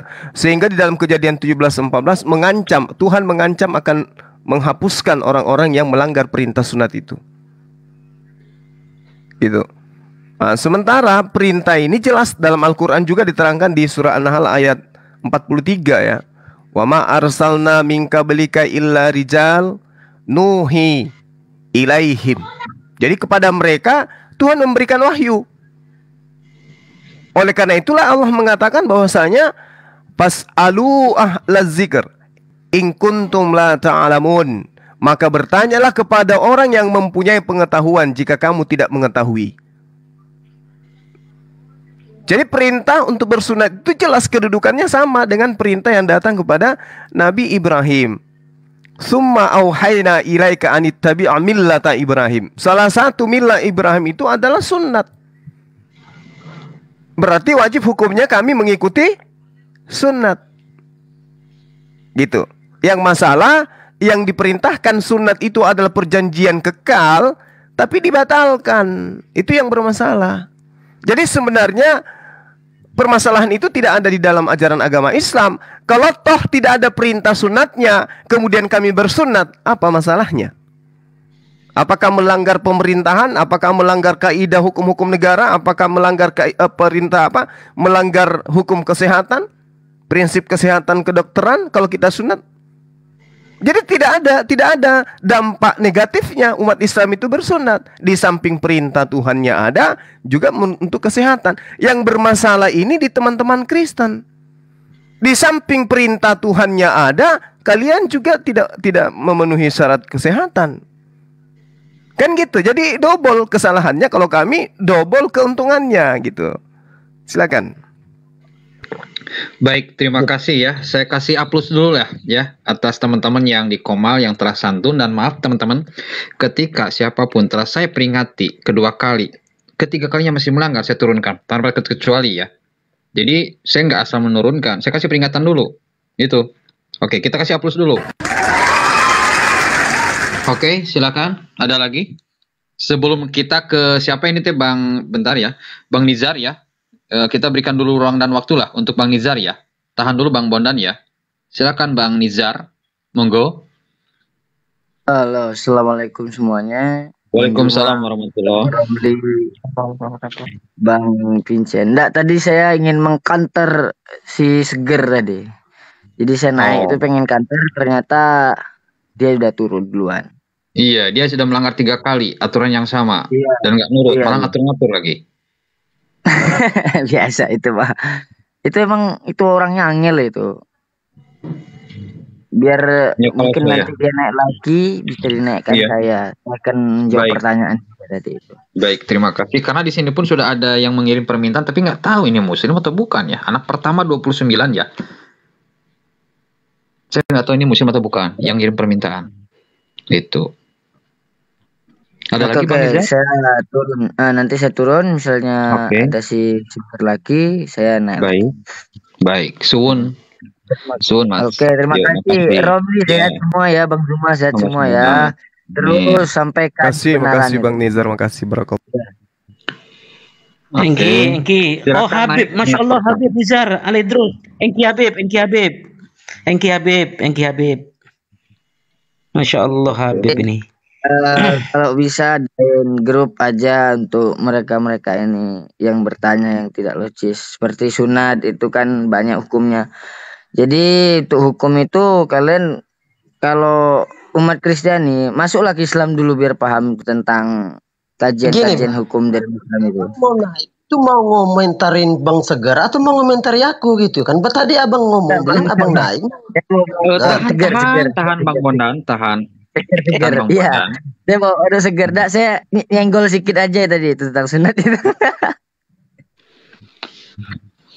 Saya turun ya. Makasih Bang Fardin. Bukan kasiran. Jazakumullah khair. Tawil amruhu fid dunya wa qasarallahu ta'ala. Habib dan keluarga dengan kebaikan. Habib. Assalamualaikum. Waalaikumsalam warahmatullahi wabarakatuh. Jadi teman-teman saya berikan ruang untuk memberikan pendapatnya ya, bukan berarti harus menanggapi, menjawab, enggak. Karena saya nggak tahu gitu kan apa yang mau disampaikannya.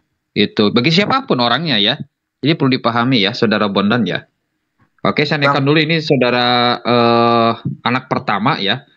Saudara Segar, kamu telah mengirim permintaan ini ya. Kalau kamu terus seperti itu nggak merubah polanya dan nggak mau ikut aturan saya, lebih baik jangan naik. Ya, Saudara Segar. Silakan anak pertama. Anda dari muslim atau bukan? Anak pertama 29. Silakan. Oke, Bang. Bismillahirrahmanirrahim. Assalamualaikum warahmatullahi wabarakatuh. Muslim berarti ya.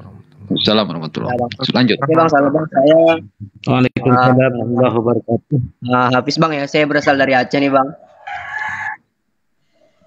Iya, silakan. Saya ingin menanggapi tentang Bang Segar tadi, Bang. Saya hanya gimana nggak habis pikir tentang apa yang dikasih jawaban tadi, Bang.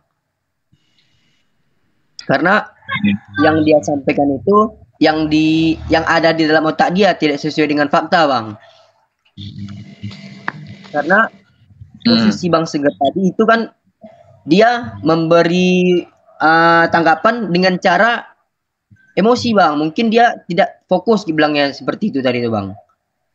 Saya pun berpikir karena kalau orang-orang seperti itu, Bang, itu memancakamnya orang nggak berilmu, gitu, Bang. Karena tidak ada adab. Kita dalam Islam diajarkan untuk beradab, Bang. Jadi saya pun berpikirkan karena kan ada yang berkata, Bang, dalam kata pepatah Arab kan al-adabu fawqal ilmi, Bang, kan? Adab itu kan lebih tinggi dari ilmu. Jadi saya pun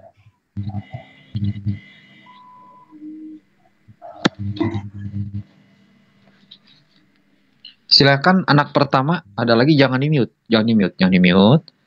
Coba suaranya jangan di-mute ya. Silakan. Oke, silakan Bang anak pertama ya. Oke, kalau gitu kita beralih ya. Kita beralih, silakan. Silakan. Ada lagi nggak? Kalau nggak kita mau balik kepada tema yang tadi. Maaf ya, Bang. Iya. Oke, Bang, bisa dilanjutkan dulu, Bang. Nanti kalau apa saya sambung lagi, Bang. Jangan terlalu panjang ya, saudara anak pertama. Silakan. Jangan terlalu panjang. Silakan. Sudah, Bang. Itu saja tanggapan dari saya, Bang. Syukron, Bang. Oke, baik. Terima kasih ya untuk Bang Segar. Bang anak pertama. Silakan Bang Bondan. Ada lagi yang mau ditanyakan tentang Islam? Untuk masalah sunat boleh izin nambahin nggak Bang? Silakan. Bang, Ustadz Iya, silakan. izin ya Ustadz, Ustadz Romli izin ya. Jadi gini, saya teringat Siap komandan, monggo. saya teringat salah satu hadis Nabi Muhammad SAW, yaitu la diror wala diror. Tidak boleh memberikan dampak buruk mudorot kepada orang lain, begitu pula membalasnya. Nah, kalau kita mengkaji sunat itu dari segi kesehatan, bro, ketika orang yang belum disunat itu, ketika dia kencing, nah kalau orang yang belum disunat itu, maka air seninya itu nggak bersih, ada yang menempel di kulupnya itu, yang tidak sunat itu, gitu. Nah itu mengakibatkan menumpuk, mengakibatkan kalau abang belum sunat, coba deh abang kulupnya itu abang tarik, terus abang korek, abang cium, baunya enak nggak? Udah itu aja. Itu kan dari segi kesehatan itu juga nggak bagus. Gitu, Bang. Dari segi kesehatan itu juga nggak bagus, dan nantinya sampai ke sana ya. Iya lah, karena pembuktiannya sains kan, gitu loh. Pertanyaanku itu, abang itu kok jelasnya malah aneh gitu. Jadi kita nggak masuk. Bagus. Jadi gini Bang, kalaupun kita nanti berhubungan suami istri, satu-satu, silakan satu-satu ya. Silakan. Kalaupun kita nanti menikah, berhubungan suami istri, itu kan abang masa tega memberikan bakteri itu mentransfer ke istri abang, kan enggak. Makanya hadisnya Nabi itu wala diror gitu loh. Makanya Islam itu mempersiapkan sebelum kita menikah itu harus dibersihkan dulu. Masa ketika kita mau enak-enak nih sama istri ya kan, ternyata kita nggak sunat dan di situ menyimpan bakteri, mentransferlah ke bayi itu gitu loh, dan ke istri kita. Abang search deh banyak kok di artikel-artikel tentang kesehatan itu manfaat banyak sunat. Bahkan teman-teman saya yang Katolik aja itu ketika dewasa dia sulit untuk pipis, dia sulit ada penyumbatan. Ternyata sama dokter disarankan untuk sunat seperti itu, gitu Bang. Makanya abang coba buktikan kalau memang abang belum sunat, abang taruh ini kulupnya, abang tarik, abang korek, abang cium. Kalau wanginya harum, ya berarti abang benar itu, abang nggak usah sunat. Tapi kalau wanginya, kalau baunya, masya Allah, baunya menyengat, nah abang itu harus pertanyakan, kan pakai akal juga gitu loh Bang Bondan gitu. Terima kasih Bang. Assalamualaikum. Aduh. Silakan Bang Bondan. Ada lagi mau ditanyakan tentang Islam, Bang Bondan? Oke.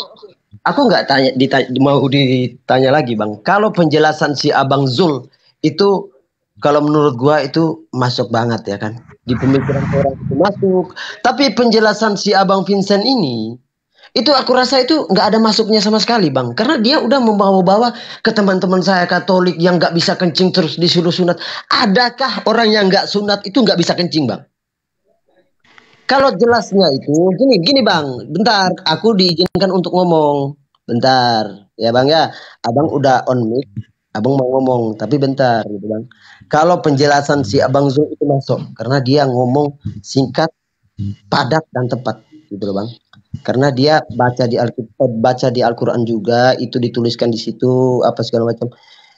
Itu disebutkan itu semua. Jadi dia tepat banget. Kalau menurut aku itu abang itu penjelasannya itu ngawur gitu, ngawur. Karena di sini kalau memang orang nggak sunat itu kalau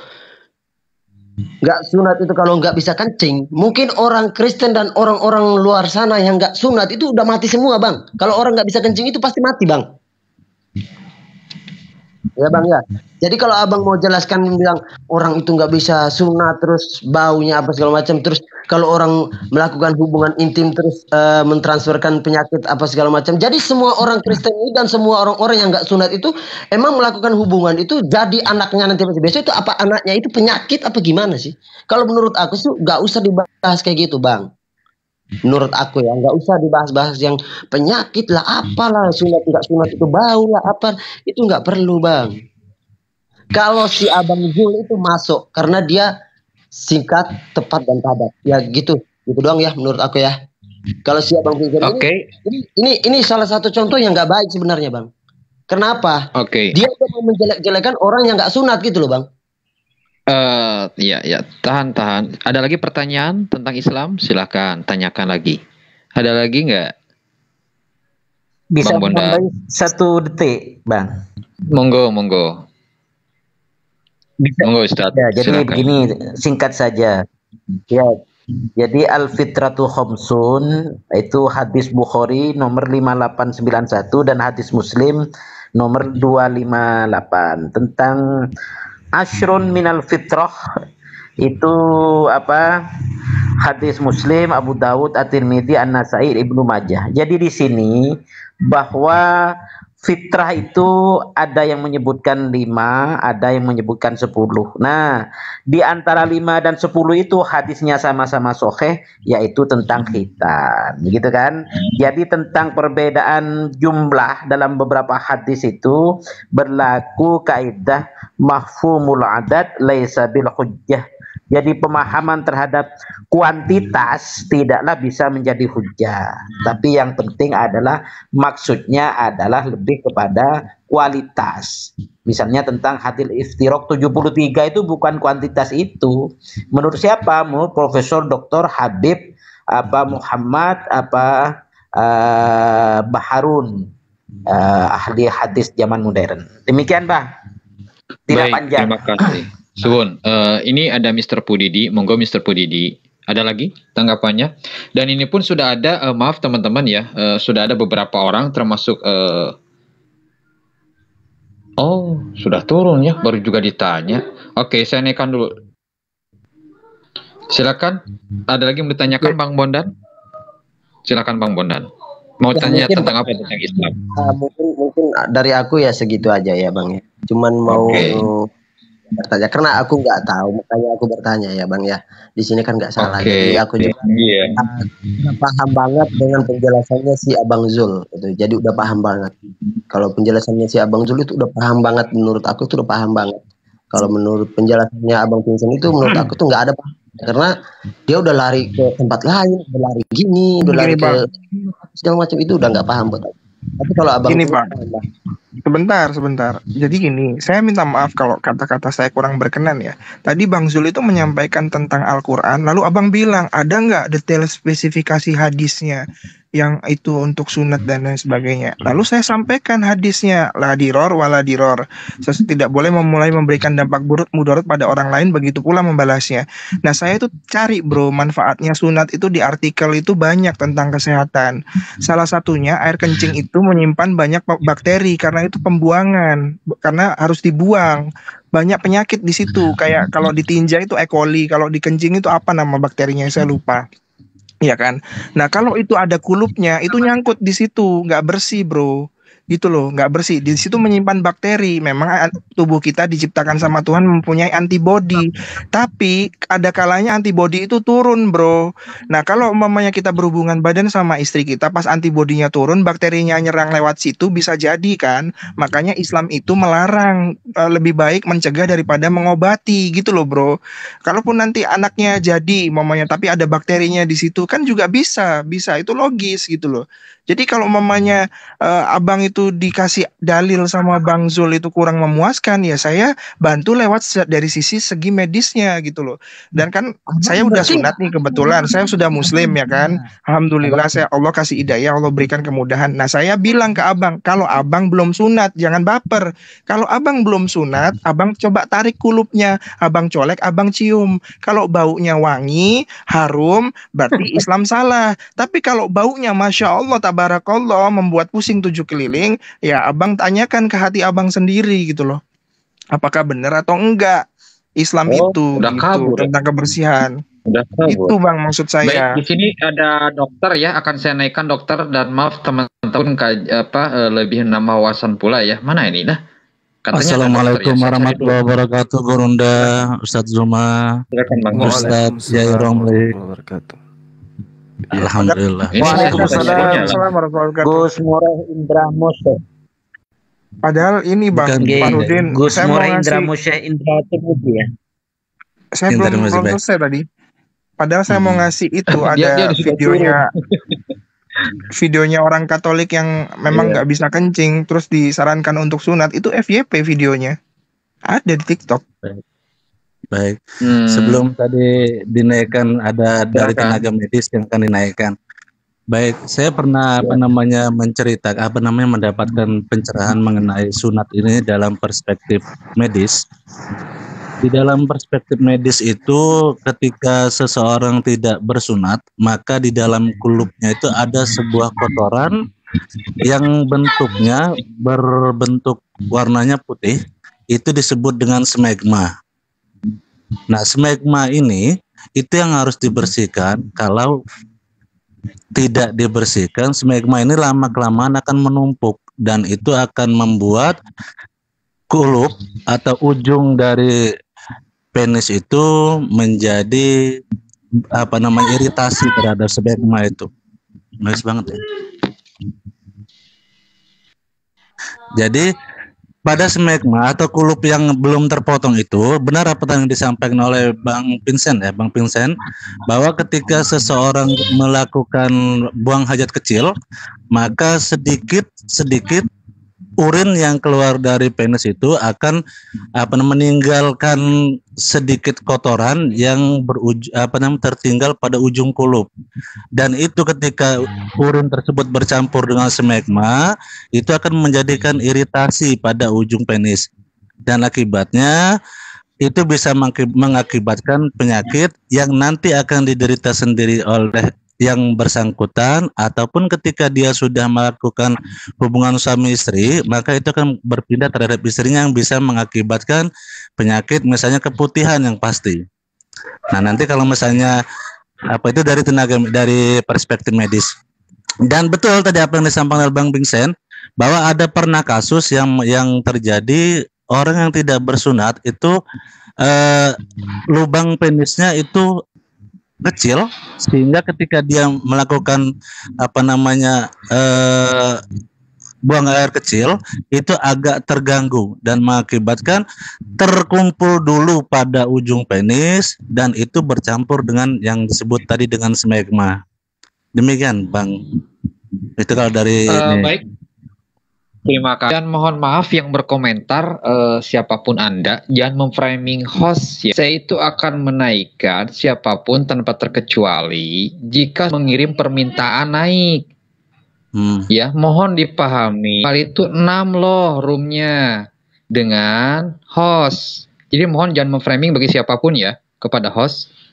Karena yang saya itu bukan masalah pribadi atau subjektif, sudah diakui oleh banyak orang bahwa Komal ini termasuk oleh pihak Oten adil dalam jadi tolong jangan memframing. Karena bagaimana saya mau menaikkan sumbang ketika ini pun maksimal 6 loh. Dengan host apa perlu saya turut tuh ya. Silakan sudah Bang, mau saya naikkan lagi ya. Jadi mohon yang ngirim permintaan yang mau naik kirim ya, karena yang ngirim permintaan pun antri loh. Bisa dipahami Bang ya, atau teman-teman semuanya, baik laki-laki perempuan yang berkomentar. Bentar ya. Lanjut. Bisa saya giliran menaikkan siapapun ya, biar enak. Kirim permintaan dan ketika ngirim permintaan sabar, ya. Oke, bisa dipahami teman-teman semuanya ya. Ada lagi Bang Indra? Untuk kalau saya dari perspektif medis itu cuma sebegitu Bang yang ini, tapi kalau misalnya dari segi agama ada guru-guru saya di sini yang sangat memahami masalah itu. Baik, terima kasih Dr. Indra Tarmuzi, barakallahu fikum, jazakallah khair. Terima kasih. Oke. Sabar ya. Oke, siapa ya? Oke, biar yang lain bisa ya. Silakan ada yang berpendapat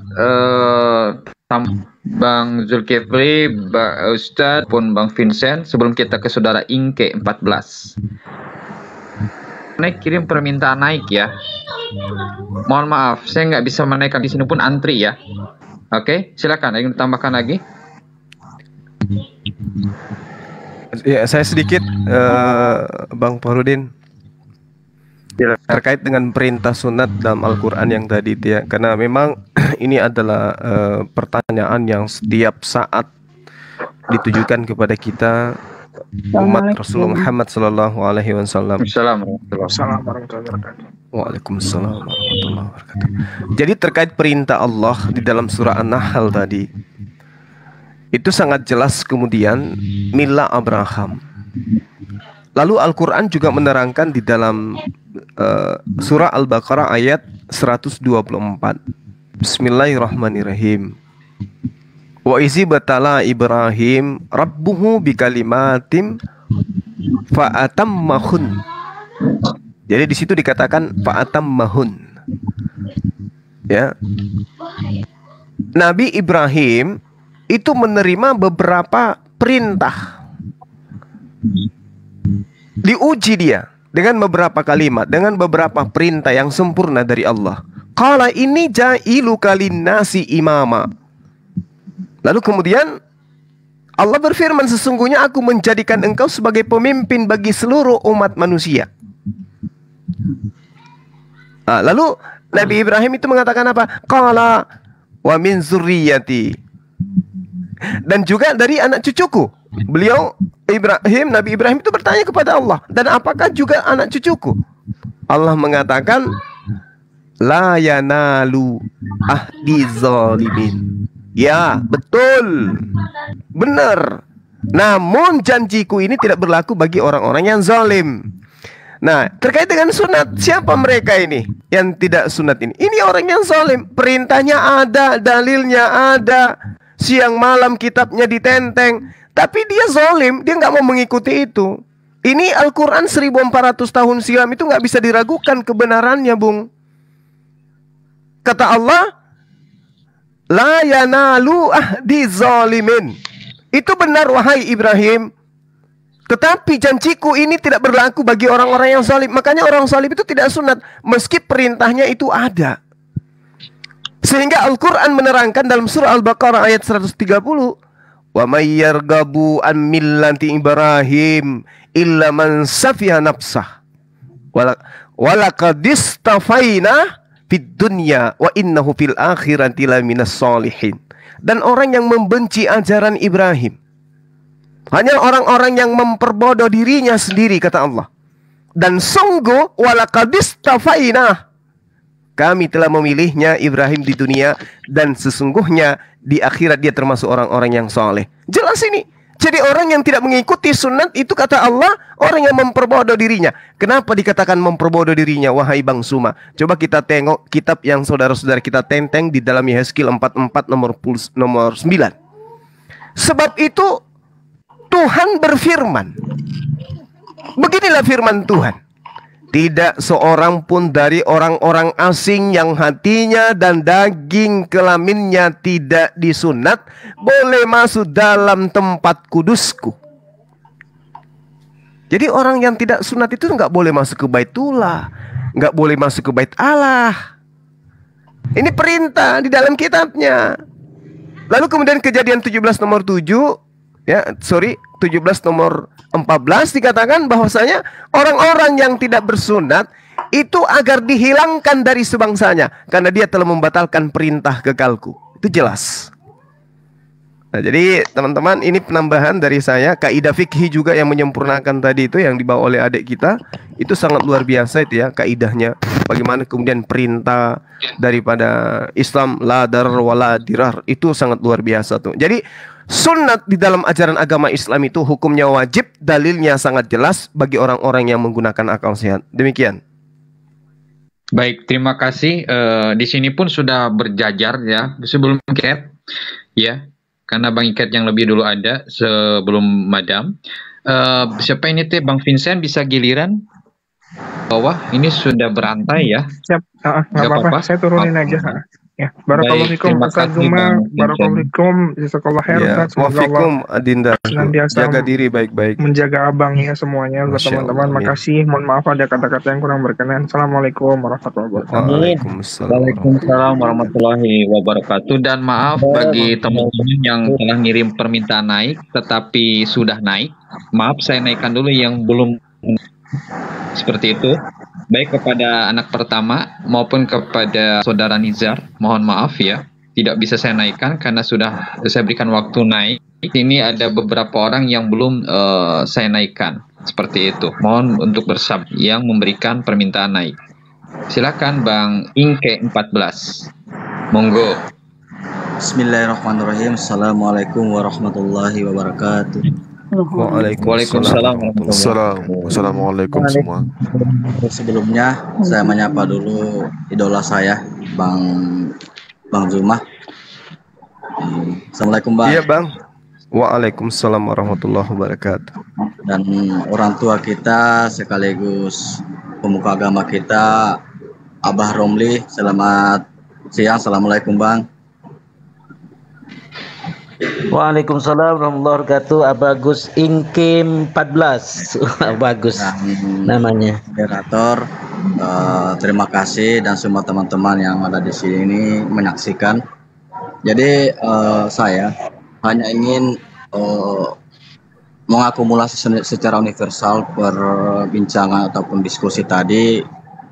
Jadi kita mengambil dari hukum syariat Islam. Mengapa Islam itu sangat sempurna dan segala aspek kehidupan diatur di dalamnya, baik dari tata cara kita melaksanakan tidur, mandi, berhubungan dengan istri, maupun kita sholat, dan segala macam diatur dalam Islam. Jadi saya hanya ingin memberikan pandangan kepada teman-teman yang di luar Islam. Inilah Islam yang datang di akhir zaman, dan dia menyempurnakan segala ajaran nabi-nabi sebelumnya, baik itu dari hukum-hukum sebelumnya, dan itu tata cara pelaksanaan ibadah ataupun sholat-sholat sebelumnya disempurnakan dalam Islam. Jadi mengapa Islam sangat menjaga marwah adab ataupun tata cara keilmuannya, karena ini Allah langsung yang menjaga Al-Quran, menjaga Islam agar tidak dinodai, dirusak oleh orang-orang yang kontra dengan Islam.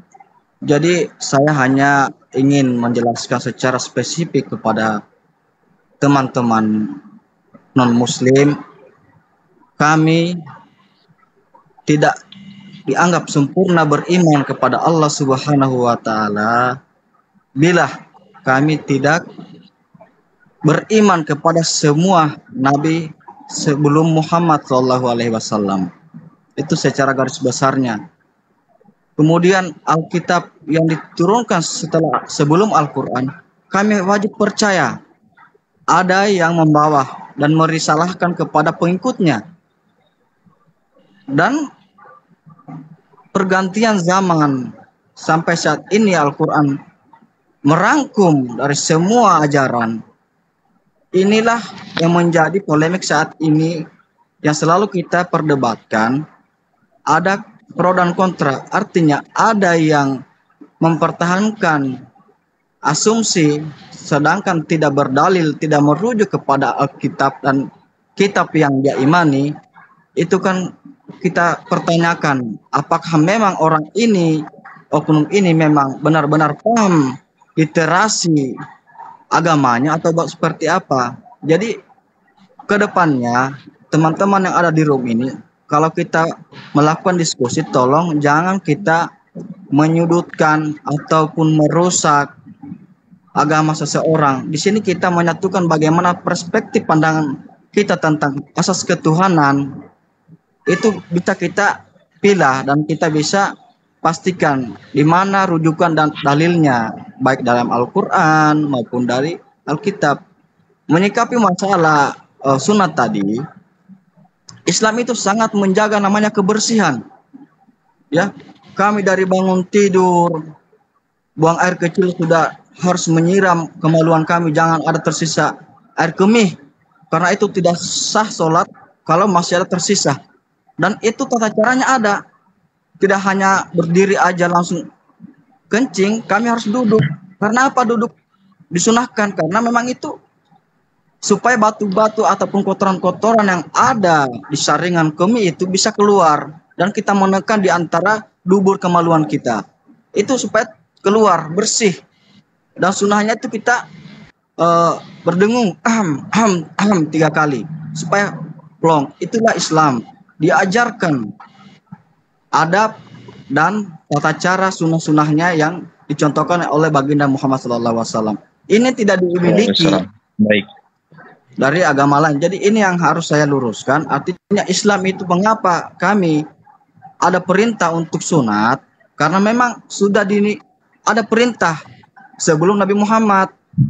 Jadi kami diperintahkan untuk sunat karena memang aspek kesehatan itu sangat mengganggu. Apalagi kalau berhubungan sama istri, itu banyak yang kita temukan kasus, ada yang kanker rahim, sampai ada infeksi karena bakteri yang melengket di ujung penis itu. Memang pada waktu membuang air kemih itu tidak dibersihkan oleh air, langsung aja kencing dimanapun itu ya. Seperti itu. Jadi itu penjelasan saya secara meluas. Baik, teman-teman, ketika Anda baru masuk room ini, saya sudah berikan tulisan bagi Muslim, tolong berikan ruang dan waktu untuk Kristen untuk koma ya. Dari tadi belum ada Kristen kecuali si Seger, dan sekarang sudah ada pihak Kristen yang dari Rion, Bang Inke, bisa silakan nggak apa-apa ya. Sambil menunggu Aderion naik, silakan Madam, yaitu Bang Erik Medan, untuk berikan pendapat pandangan ya. Madam silahkan. Maaf ya Bang Inke, bagi Kristen saya berikan karpet merah, maksudnya saya langsung naikkan. Asal santun, tanpa terkecuali harus santun. Oke, saya turunkan dulu Bang Inke. Silakan Madam. Ya, Assalamualaikum warahmatullahi wabarakatuh. Ini saya cuma ngebaca artikel ya tentang para pria yang disunat itu dia memiliki kemungkinan lebih rendah untuk terkena HIV atau penyakit menular seksual PMS lainnya di saat kita bertambah usia. Lebih rendah dalam mengembangkan infeksi saluran kemih. Lebih rendah terkena kanker penis yang jarang terjadi pada mereka yang disunat. Seperti Anda tahu bahwa urin itu mengandung kristal ya gitu. Jadi kalau yang tidak disunat, benar kata adik Vincent tadi bahwa kristal-kristal itu akan memenuhi di kulup Anda dan itu akan terjadi penyakit-penyakit yang terjadi. Selain bau dan kristal-kristal itu akan bertambah banyak dan itu akan membuat potensial penyakit-penyakit yang akan terjadi. Secara detailnya Anda boleh tanya ke dokter ya gitu loh, karena itu adalah penjelasan medis. Dan menurut saya Allah sebagai seorang pencipta manusia, dia paham banget ciptaannya sehingga dia turunkan suggestion atau perintah yang membuat kita sehat gitu loh. Jadi seperti kamu wanita itu sering sekali terkena penyakit infeksi urin ya, karena misalnya pipis yang sering ditahan, duduk di dalam toilet yang diduduki banyak orang. Jadi kita tahu bahwa urin itu kalau nggak dibuang dia mengandung kristal dan beberapa bakteri-bakteri yang lain yang sering menyinggapi urin tersebut gitu loh. Jadi bagi umat Kristen misalnya, Anda kan tahu ya bahwa Tuhan Anda sendiri disunat gitu loh. Kenapa? Kenapa dia menunjukkan kepada, kalau Anda anggap dia Tuhan ya, kepada umatnya bahwa dia harus disunat? Karena itu yang terbaik untuk kondisi seorang pria yang harus disunat begitu loh. Jadi sebenarnya yang kita lakukan adalah perintah Tuhan yang melindungi diri kita sendiri gitu loh. Jadi ya kalau Anda tidak tahu misalnya ya mohon pergi ke dokter dan bertanya gitu loh. Itu gampang kok gitu. Kenapa orang Jepang dan Amerika sendiri juga selalu melakukan, karena memang alasan medis gitu loh. Itu juga kenapa di Muslim kita diajarkan cebok ya, karena untuk wanita sendiri kita harus menyiramkan air untuk membuang kristal-kristal yang menempel di dalam kemaluan kita, yang itu akan membahayakan kita sendiri. Itu kenapa di Islam cebok itu harus dengan air. kecuali tidak ada air ya pakai batu, itu kan zaman dulu ya. Nah, kalau di luar kan selalu memakai tisu gitu loh. Jadi ada kok ini penjelasan medisnya. Terima kasih. Assalamualaikum. Baik, terima kasih Madam ya. Seperti sebelum ke Aderion, karena lebih dulu itu Bang Erik Medan yang masuk ya. Silakan Bang Medan, kita ke Aderion sebagai pihak Kristen. Silakan Bang Erik Medan, dan maaf Ibu Madam ya. Kita giliran yang di bawah itu cukup apa Bu Madam ya. Saya turunkan ya dengan yang lain. Ya, terima kasih. Assalamualaikum. Baik, mohon maaf ya teman-teman, kan maksimal 6 Oke, sebentar, saya naikkan dulu. Baik, silakan Bang Erik Dan. Saya naikkan juga yang ini sebentar dari Bang Handi Caleb. Nanti sudah itu Bang Mahadewa. Silakan lanjut. Monggo. Assalamualaikum warahmatullahi wabarakatuh. Assalamualaikum warahmatullahi wabarakatuh. Terima kasih waktunya Bang Faruk. Sama-sama. Selamat pagi, Assalamualaikum Ustaz Romli. Assalamualaikum Bang Aderion dan Bang Handi Selebes. Assalamualaikum Bang. Jadi Salam. terkait khitan ini Barakatuh, maghfiratuh. sangat dianjurkan bagi kita laki-laki ya, karena khitan ini adalah perintah Allah langsung kepada Nabi Ibrahim, dan kita ketahui adalah Nabi Ibrahim alaihissalam adalah pemimpinnya para nabi. Jadi ajaran-ajaran dari Nabi Ibrahim itu apa yang diperintahkan oleh Allah itu wajib kita kerjakan.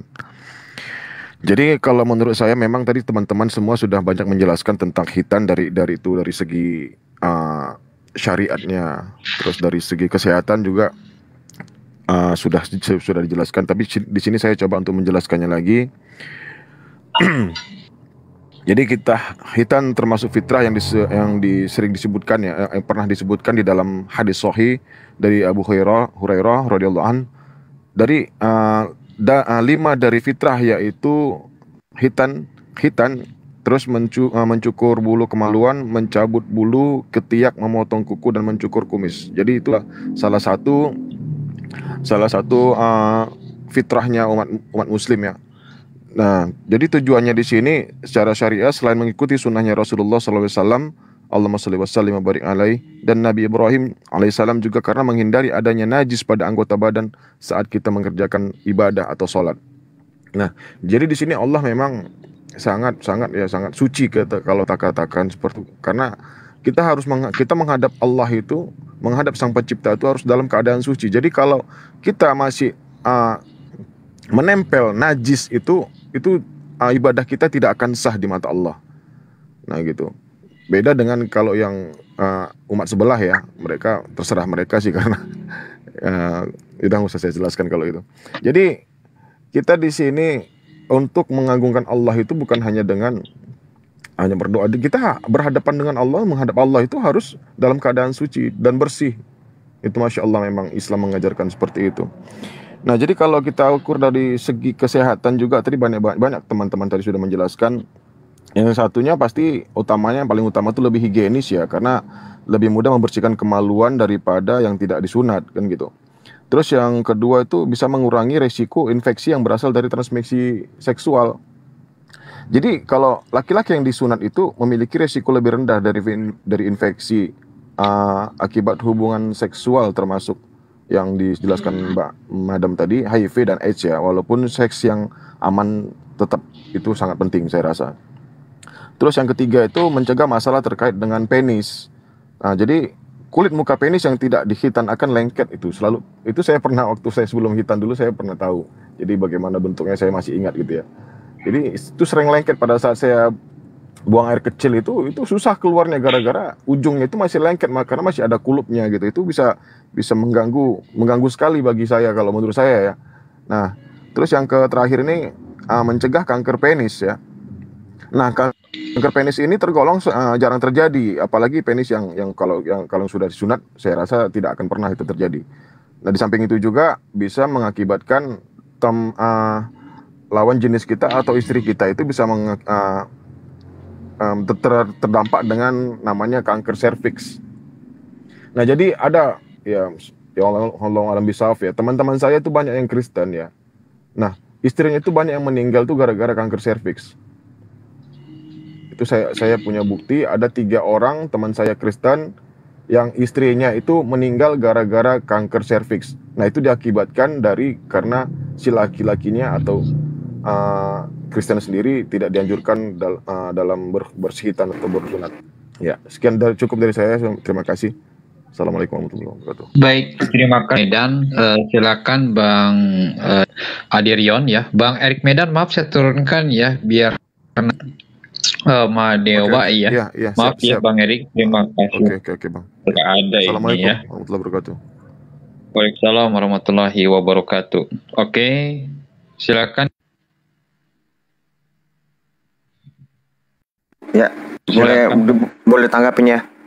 Ini aku sejujurnya belum nggak tahu nih topiknya apa, cuman aku nanggapin apa yang udah diomongin aja tadi tentang sunat, terkait sama sunat. Yang sebelum sunat itu ada menyebutkan bahwa Islam itu menyempurnakan ajaran sebelumnya.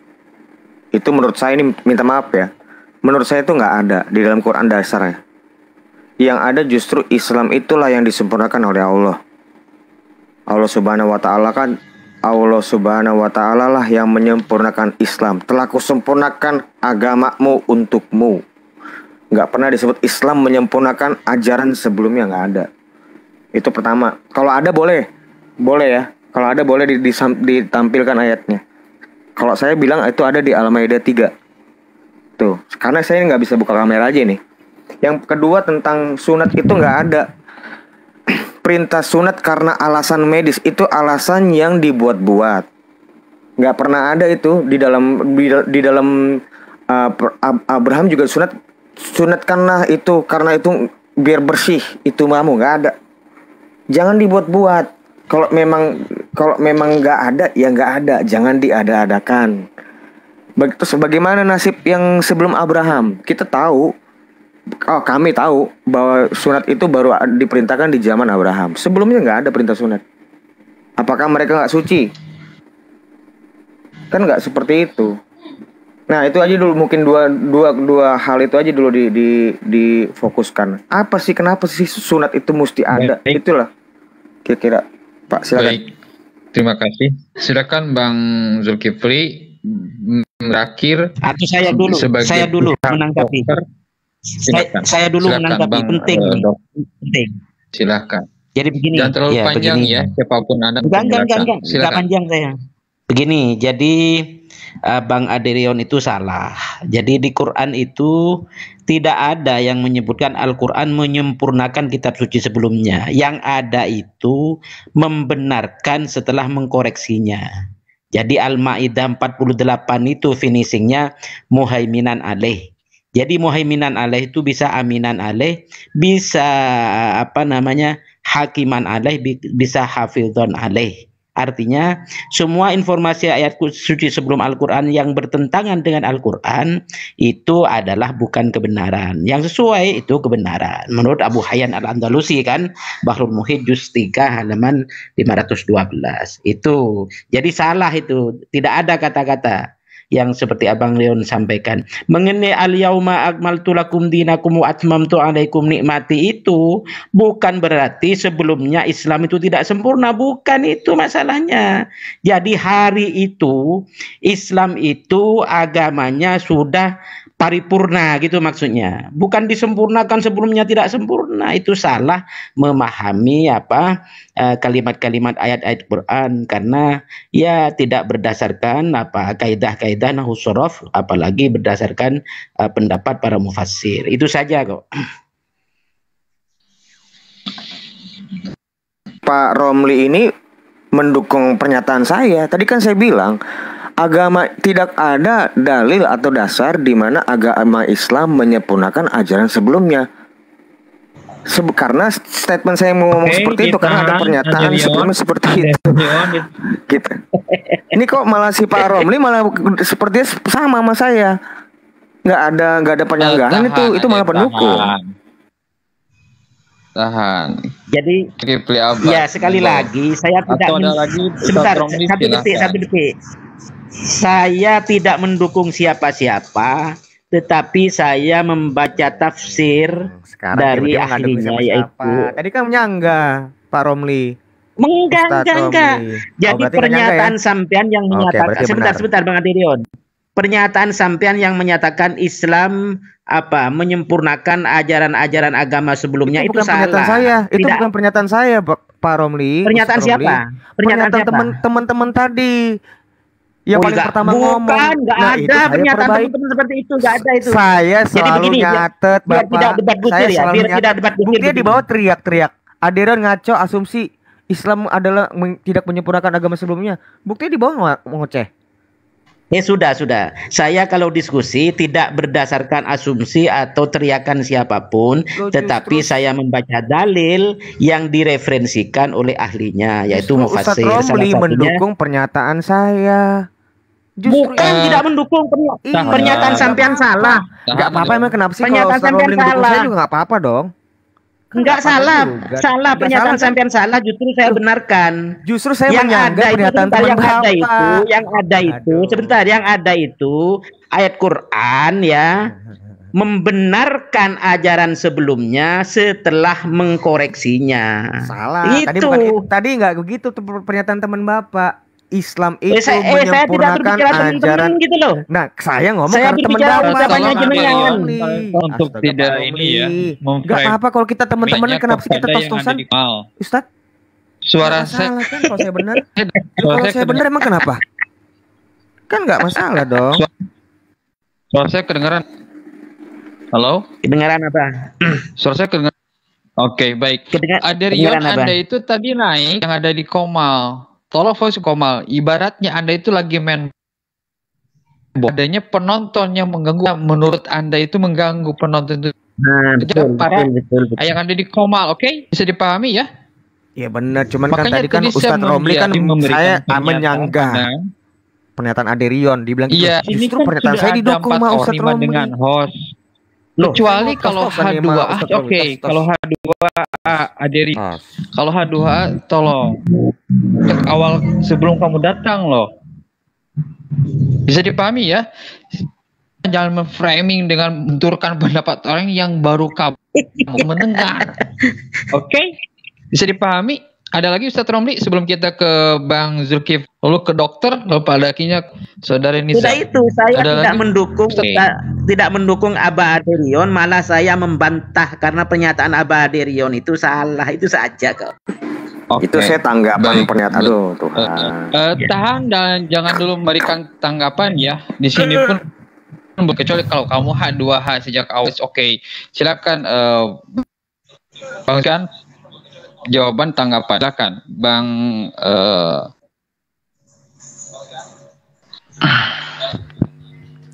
Saya ya. Iya, silakan. Oke, silakan. baik. Bismillahirrahmanirrahim. Saya membacakan ayat suci Al-Quran dalam surah Al-Ma'idah ayat 15. Bismillahirrahmanirrahim. Ya ahlal kitab, qad ja'akum rasuluna yubayyinu lakum katsira mimma kuntum tukhfuna minal kitab wa ya'fu an katsir. Qad ja'akum minallah nuru wa kitabum mubin. Wahai ahli kitab, sungguh Rasul kami telah datang kepadamu menjelaskan kepadamu banyak hal dari isi kitab yang kamu sembunyikan. Dan banyak pula yang dibiarkannya. Sungguh telah datang kepadamu cahaya dari Allah dan kitab yang menjelaskan. Jadi kalau kita dikatakan Al-Quran itu menyempurnakan juga tidak salah. Kenapa? Karena Al-Quran itu salah satu fungsinya itu adalah petunjuk bagi manusia. Dalam hal petunjuk, bagaimana manusia itu beribadah? Kaidah seperti apa yang kemudian dilakoni dalam beribadah?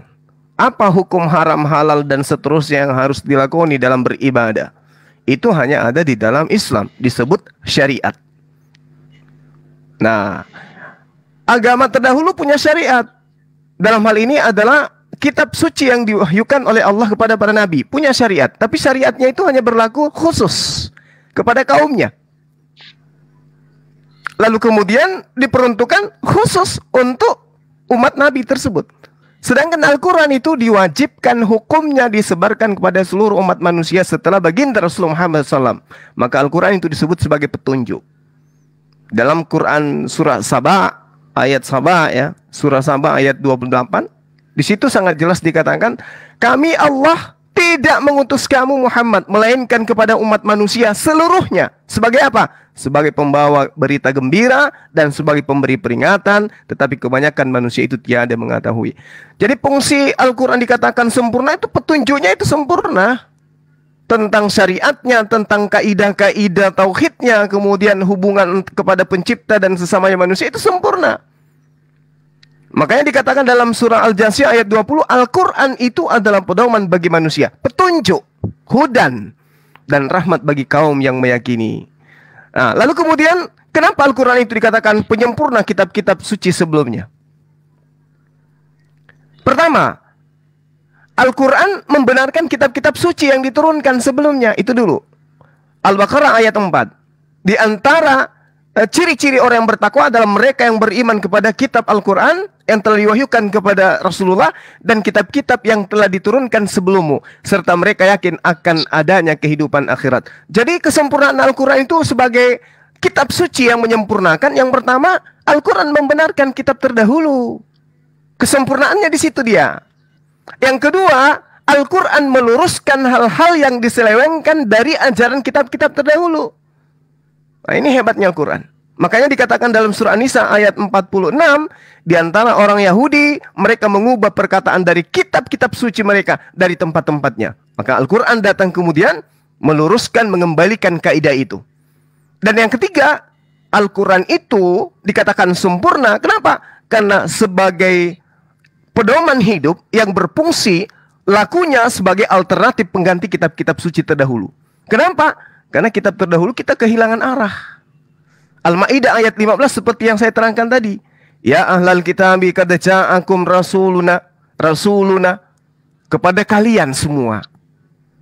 Ya, yubayyinu lakum katsira mimma kuntum tuhfun minal kitabi wa ya'fu an katsir. Qad ja'akum minallahi nur wa kitabum mubin.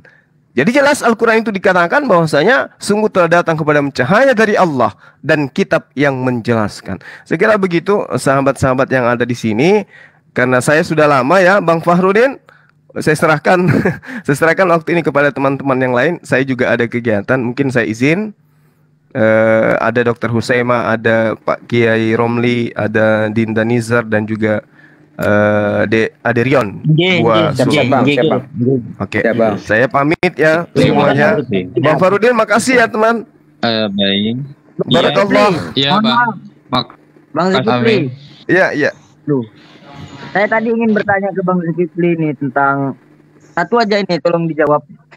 Apakah ini kan Bang Zulkifli kan bisa ini ya, tahu tentang Alkitab? Kalau saya masih awam, katakan masih awam. Apakah ada ditanya mah sama aneh aja. Habib, tanya mana aja. Ini kan ada ahlul kitab. Oh iya, nanti ini kan saya ahlul kitab. Tanya sama saya aja. Dikasih ruang dulu deh. Oh iya, oke, maaf. Tahan Bang Nizar. Maaf Bang Nizar, tahan dulu karena terakhir kita berikan kepada Bang, tapi bukan Handi Celebes. Nah, aslinya ke yang saya tahu ya itu Bang Dr. Husaima. Antri. Oke. Ya. Jadi gimana Bang Farudin, saya boleh pamit ini? Terima kasih Bang Zuma. Kalau ada kerjaan nggak apa-apa lah. Iyalah. Enggak, tadi teman kita itu mau bertanya sekali sebelum saya keluar maksudnya. Bang Farudin, saya bertanya dulu. Boleh nggak? Bentar, biar enak, biar enggak. Aduh, saya nggak mau komersial asarame, nggak mau bagi saya. Yang disampaikan kan? Bisa mulai. Bang Zulkifli. Iya, gimana? Ada lagi? Iya. Tadi sahabat kita mau bertanya katanya Bang, kalau dikasih ruang. Oke, silahkan. Tuh, gitu kan. Silahkan saja. Karena di sini pun sudah Oke. Terlalu panjang, mohon maaf saja. Yang sudah naik, mohon naik. Dan kita pun seperti Mahadewa Bagi ya, seperti itu. Silakan. Iya. Ya ini Silakan. saya singkat dan padat pertanyaannya, cuman pengen dijawab sama Bang Zulkifli dan nanti mungkin ada Rian bisa menambahkan. Apakah orang zaman sekarang, orang biasa, ya, dia bisa mendengarkan bicara-bicara pembicaraan dari Tuhan? Soalnya semalam saya mendengarkan salah satu dari saudara kita yang di sebelah, dia katanya mendengarkan suara bisikan. Nah, dan ketemu katanya. Apakah di dalam Alkitab ada yang menyatakan manusia ataupun umatnya itu sendiri, anak Bapa itu sendiri yang bisa berbicara dengan Tuhan itu sendiri atau Roh Kudus itu sendiri? Coba dijelaskan dulu. Ya, baik. Sebentar ya, Bang Farudin, mohon izin, mohon maaf ini. Silakan. Oke. Yang pertama, Yesus sendiri yang harus kita jadikan acuan dulu.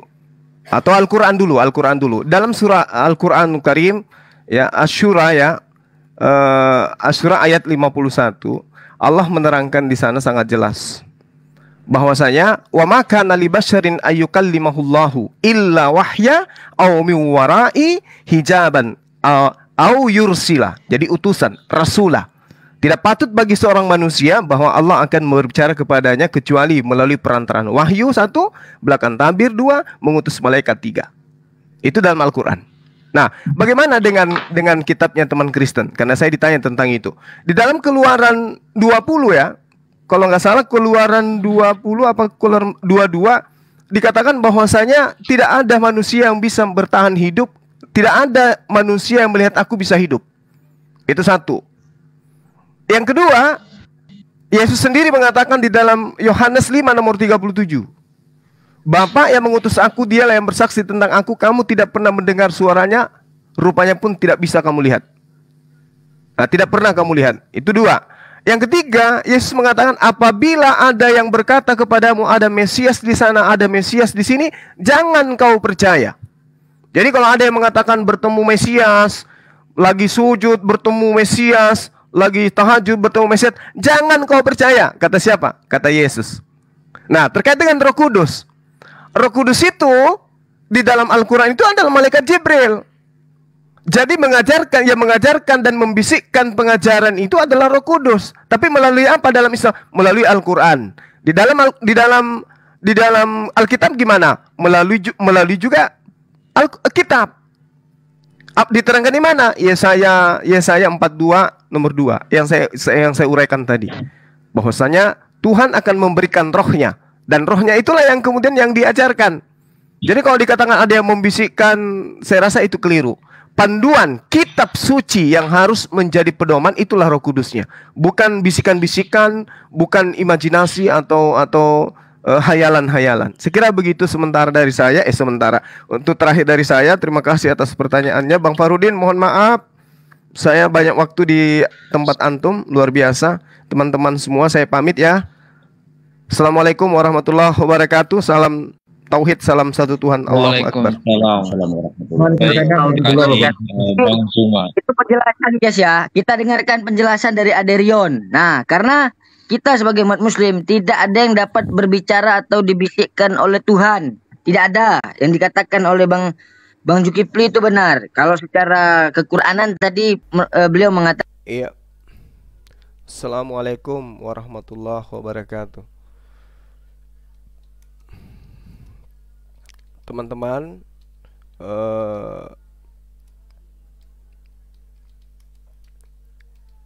tadi pembahasannya itu apa ya bilangnya ya? Pembahasannya itu luar biasa ya. Pembahasannya itu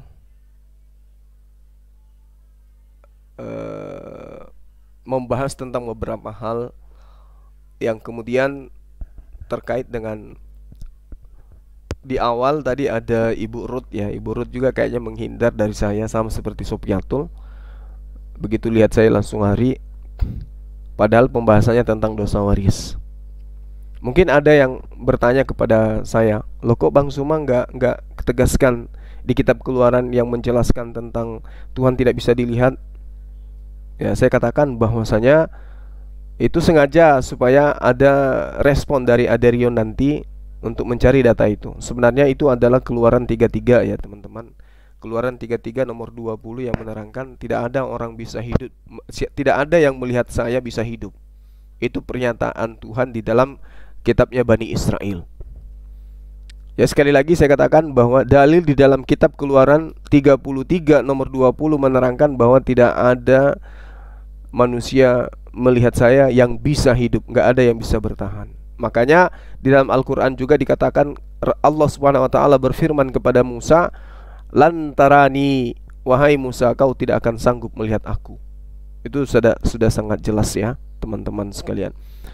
Jadi terkait tema kita, banyak hal yang kita dapatkan di sini, meskipun materinya itu penggalan-penggalan ya, tidak terlalu menggigit, tapi paling tidak ada beberapa item ilmu yang bisa kita jadikan sebagai acuan di dalam beragama. Yang pertama tentang hukum sunat, itu sangat penting bagi kita ya. Itu adalah kaidah yang sangat luar biasa. Yang kedua, seorang mu'alaf, kita melihat bagaimana beliau sang mu'alaf ini mampu menerapkan ajaran agama Islam itu dengan sempurna di dalam kehidupan dia secara teori. Prakteknya kita belum lihat, tapi pembahasan tadi beliau dengan mengambil kaidah-kaidah fikih seperti itu sudah mencerminkan seorang Islam yang baik. Kaidah la darar wala dirar itu adalah kaidah fikih yang sangat luar biasa. Seorang mu'alaf menjabarkan itu dalam kehidupannya, itu sudah super hebat menurut saya. Kemudian sahabat-sahabat, terkait dengan yang pertama tadi ya, dosa waris, kita sudah menjelaskan bagaimana kemudian dosa waris itu tidak ada di dalam perjanjian lama. Itu hanya dibuat setelah adanya keinginan dan timbulnya keinginan serta pengajaran yang sudah teraplikasi dalam kehidupan teman-teman Kristen. Tuhan datang dalam rupa manusia, mengambil rupa manusia, mengosongkan diri untuk mati menebus dosa-dosa orang-orang Kristen. Itu adalah pengajaran yang tidak kemudian bersumber dari perjanjian lama terkait dengan dosa waris. Kemudian yang terakhir terkait dengan perkataan kesempurnaan Al-Quran. Jadi Al-Quran itu sudah kita terangkan tadi, Al-Quran itu sempurna dari beberapa aspek. Di antaranya yang tadi yang saya uraikan, bahwasanya Al-Quran itu memberi petunjuk pada umat manusia. Dalil-dalil Al-Qurannya itu sangat jelas. Di mana di agama lain itu tidak ada petunjuk dalam beribadah, dalam bertuhan, hari ibadahnya, cara ibadahnya seperti apa, itu tidak ada petunjuk seperti itu. Dulu ada, tapi sudah dibatalkan. Kemudian Al-Quran itu disebutkan sebagai penyempurna kitab-kitab suci sebelumnya. Ya, karena Al-Quran itu membenarkan kitab tersebut. Lalu kemudian seperti analoginya perjanjian. Orde baru mengiyakan adanya orde lama. Jadi orde baru itu adalah ibarat kata penyempurna orde lama. Lalu kemudian reformasi. Reformasi ini juga kemudian mengangkangi orde lama dan orde baru. Artinya boleh dikatakan sebagai penyempurna, memperbaiki, meluruskan, menyempurnakan. Ya, sekira begitu teman-teman. Ya, baik, karena di sini sudah pukul 11 lewat ya, kebetulan kita ada kegiatan. Saya pamit teman-teman, terima kasih banyak atas perhatiannya. Mohon maaf atas segala kekurangan yang ada. Saya pamit undur diri. Subhanakallahumma wa bihamdi, asyhadu alla ilaha illa anta, astaghfiruka wa atubu ilaik. Salam tauhid, salam satu Tuhan, Allahu Akbar. Assalamualaikum warahmatullahi wabarakatuh.